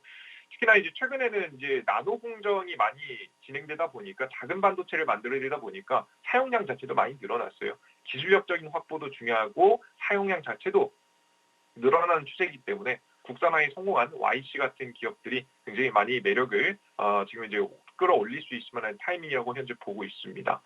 현재 이제 10나노 이하급에서 많이 이제 D램 공정이 이제 도입이 된다라고 이야기를 많이 하고 있어서 앞으로 뭐 지금 현재 D램 뭐 램을 만들 때에도 많이 사용될 거고, 애초에 이제 HBM4에서는 나노 공정이 아니면 사실 이야기를 할 수 없죠. EUV 장비들 많이 사용될 거라고 생각이 되기 때문에 우리 투자자 여러분들께서는 YC 같은 종목은 중장기적으로 성장할 수밖에 없는 모멘텀을 가지고 있는 기업이다라고 좀 보시면 될 것 같아요. 굳이 변수를 따져본다라고 한다면 삼성전자가 마음을 급하게 먹으면서 급하게 지금 현재 뭐 TSMC에게 납품하고 있는 EUV 관련된 소재들이라든가 장비들을 들여오는 건데, 사실 그건 TSMC 관계자들이 쉽지 않을 것 같아서 그런 일이 크게 일어날 것 같지는 않아요. 그래서 우리 투자자 여러분들께서는 이 YC라는 기업 계속해서 긍정적으로 지켜보시면서 투자 이어가 보셔도 될 거라고 보고 있습니다. 자, 가격 전략 정리해 드려 보도록 할게요. 차트 보도록 하겠습니다. 자, YC가 직전에 이제 작년부터 본격적으로 이제 HBM이라든가 지금 D램에 나노, 10나노 이하 공정이 많이 도입된다고 이야기가 나오니까 저점 대비해서 250% 가까이 좀 급등하는 모습들을 보여줬어요.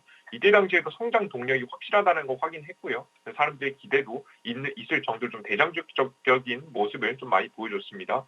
그리고 나서 삼성전자가 워낙에 지지부진하다 보니까 고가 대비해서 64%나 뭐 많이 올랐으니까 좀 많이 밀릴 수도 있겠죠, 그죠? 좀 많이 그래도 그런 걸 감안해 좀 많이 밀리는 모습을 보여줬는데요. 지금 상승을 하고 하락도 있었지만 결국에는 직전 저점을 계속해서 높여가는 모습을 보여주고 있습니다, 그죠? 보통 주가가 상승할 때는 기대감에 상승하고요. 하락하다가 저점을 형성할 때는 실적적인 부분으로 저점이 형성이 됩니다. 그래서 최근 들어서 나왔던 저점 자리는 실적에 맞춘 지금 적절한 가격에서 하락이 멈췄고요. 그 이후에 다시 한번 상승 추세를 만들어가고 있기 때문에 다음 기대감이 들어왔을 때 추가적인 상승도 가능하다라고 저는 현재 보고 있습니다. 가격적인 전략 자세하게 좀 말씀드리면 뭐 지금 현재 가격도 사실 문제 없죠. 워낙에 많이 조정받은 상황이기 때문에 실적은 성장하는데 조정은 많이 나왔으니까 뭐 적극적으로 좀 공략을 해보셔도 좋겠죠. 목표가 자리는 저는 이제 15,000원짜리 보고 있고요. 손절가 자리는 11,000원짜리 보고 있는데요. 저는 이제 개인적으로는 여러분들께서 지금 현재 가격도 나쁘지 않지만 조금 더 눌릴 때 잡는 걸 좀 권장해 드립니다. 앞서 말씀드렸듯이 최근에 증시가 엄청 좋은 상황은 아니니까요. 당장 잡기보다는 다음 주 좀 지켜보시면서 눌림목 자리에서 가격 단가로 하면 대략적으로 11,500원짜리 부근부터 좀 적극적으로 매수하겠다 생각하시면서 대응하시면 조금 더 저가 매수하시는 데 도움이 되실 거라는 말씀 드리도록 하겠습니다. 다음 주까지의 추가 눌림을 기다려봤다가 12,500원 아래에서부터 천천히 매수해보는 전략으로 끌고 가보겠습니다. YC 첫 번째로 받아봤고요. 이어서 DI도 살펴보도록 하겠습니다. 후공정단 안에서도 대장주 역할을 톡톡히 했었던 종목이기도 한데요. DI는 어떻게 보고 계실까요? 자, DI 같은 경우에는 뭐 간단하게 말씀드리면 SK 하이닉스향 HBM 테스트 장비들을 많이 납품해서 실적 성장 가능성이 높은 기업이라고 현재 보시면 되겠습니다.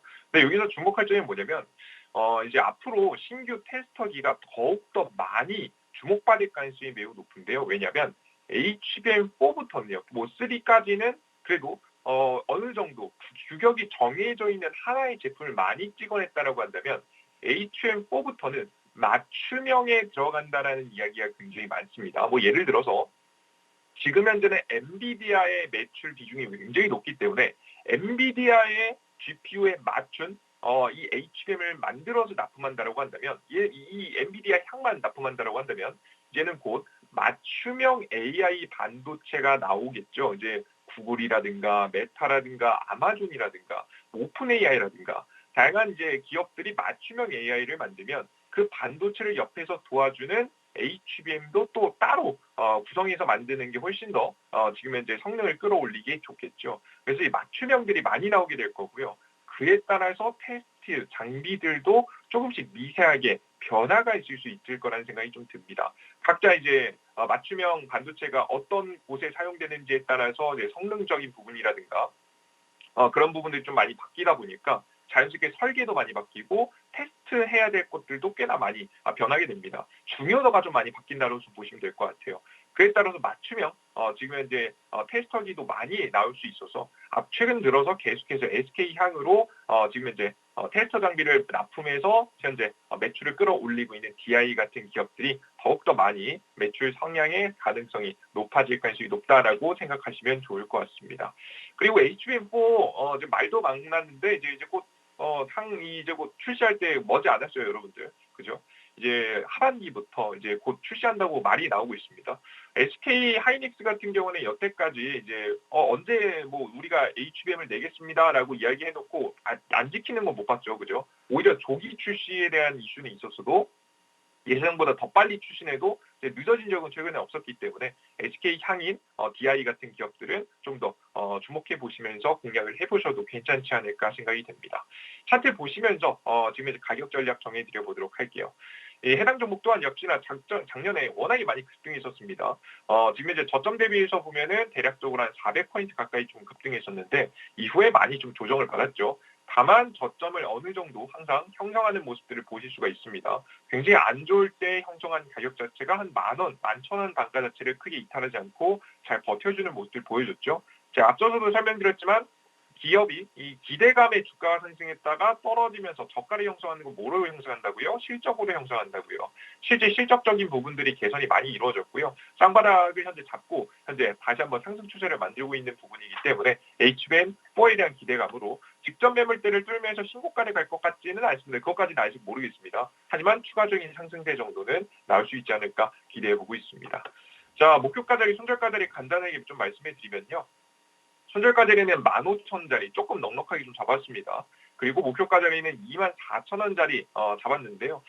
저는 이제 상황에 따라서는 더 큰 상승도 나올 수 있을 만한 기대감이 있는 종목이라고 보고 있어서 우리 투자자 여러분들께서도 목표가 1차 목표가라고 생각하시면서 분할 매도 잘 하시고 상황에 따라 더 많이 상승할 수 있으니까 여러분들께서 그 부분도 기대해 주셨으면 좋겠고요. 추가적으로 더 많이 상승할 만한 여지가 보인다라고 하면 이렇게 제가 주기적으로 방송에서 관심 종목으로 제시해 드려보도록 할 테니까 계속해서 라이브 방송 시청 계속해서 해주시면 좋을 것 같습니다. DI 두 번째 종목으로 받아봤습니다. 24,000원까지 위쪽으로 열어두도록 하겠습니다. 자, 다음으로 SKC 살펴보도록 할게요. 어제 유리기판 관련주들 낙폭이 상당히 깊었습니다. 피롭틱스가 마이너스 14%, SKC도 마찬가지로 7%까지 빠졌다가 오늘 2% 회복하는 흐름 보여지고 있는데요. SKC는 어떻게 봐야 할까요? 사실 최근 들어서 이제 SKC에 대해서 이제 많은 부분들이 걱정하시는 분들이 좀 많습니다. 근데 최근에 조정받은 건 많이 올라갔으니까 많이 조정받은 거예요. 그리고 조정폭이 조금 등락폭이 좀 많다라는 것은 왜 그런 거냐면 아직 유리기판이 상용화가 되면서 매출로 잡히고 있지는 않기 때문입니다. 자, 그런데 이 상용화 가능성이 가장 빠르고 높은 기업 어디 있죠? 바로 SKC죠. 그래서 정확히는 SK. 앱솔릭스라고 하는 자회사를 들고 있는 상황인데요. SKC가 가장 상용화가 빠르기 때문에 매출에 반영될 가능성이 매우 높습니다. 그래서 긍정적으로 저는 지금 현재 매수를 눌림목이 나오는 유리기판주를 사야 된다라고 한다면 SK향 기업들이 너무 매력적이라고 현재 보고 있어요. 이제 뭐 상용화에 대한 이야기가 있습니다. 상반기 상용화에 대한 이야기가 있는데요. 뭐 어느 이제 기사에서는 뭐 3월 달이다, 몇 월 달이다 있는데 좀 넉넉하게 잡고 가시는 게 좋습니다. 상반기라고 한다면 한 6월 안쪽으로 출시될 가능성이 높다라고 좀 생각하시면서 좀 지켜보시면 좋을 것 같아요. 자, 그런데 여기서 그러면 유리기판 관련된 기업들이 지금 수요일이 나올지 안 나올지도 모르는데 지금 사도 괜찮나요?라고 걱정하시는 분들이 있는데요. 싸게 사면 괜찮습니다. 적당한 가격이 사면 나쁘지 않은 게 뭐냐면 최근 들어서 지금은 최근에 이제 가장 엔비디아에서 최근에 만든 블랙웰의 GPU를 가지고 데이터 센터를 가장 크게 빠르게 설립한 기업이 누구냐면 바로 xAI라고 해서 최근 일론 머스크 아시죠? 일론 머스크가 중동 자금을 끌어와서 만든 회사입니다. 이 회사 같은 경우가 최근에 GPU 10만 개에서 총 20만 개를 최근에 엄청나게 단시간 안에 현재 지금 현재 데이터 센터를 완공하는 모습들을 보여줬는데 재밌는 게 뭐냐면 이때 이 액침 냉각, 그러니까 이제 액체로 냉각을 하는 시설들이 들어갔다고 합니다. 이제는 슬슬 GPU가 발열적인 부분들 때문에 지금 어쩔 수 없이 액침 냉각을 사용할 수밖에 없는 상황이 나오고 있다고 해요. 뭐 공냉식도 물론 있겠지만 분명히 공정에서 액침 냉각에 대한 부분이 언급될 만큼 발열에 대한 이 문제가 있다는 것을 분명히 전문가들이 인식을 하고 있기 때문에 결국에는 발열에 강력한 이 유리기판들이 중장기적으로 계속 언급될 가능성이 매우 높습니다. 그래서 우리 투자자 여러분들께서는 엔비디아의 블랙의 발열을 잡기 위해서 역시나 이제 SKC의 유리기판 빼놓지 않고 계속 부각받을 가능성이 매우 높으니까요. 우리 투자자 여러분들께서 뭐 실적 상여에 대한 기대감도 물론 있겠지만 눌림목이 나와주면 언제든지 다시 언급이 되면서 주가 상승을 만들 수 있을 만한 섹터니까 관심 계속 넣어두시고 지켜보시면 좋을 것 같아요. 아직 시작도 안 했습니다. 정확히 말해서 유리기판은 시작도 안 했으니까 적정한 가격에만 사시면 좋을 것 같아요. 자, 차트 보시면서 가격 전략 정해 드려보도록 하겠습니다.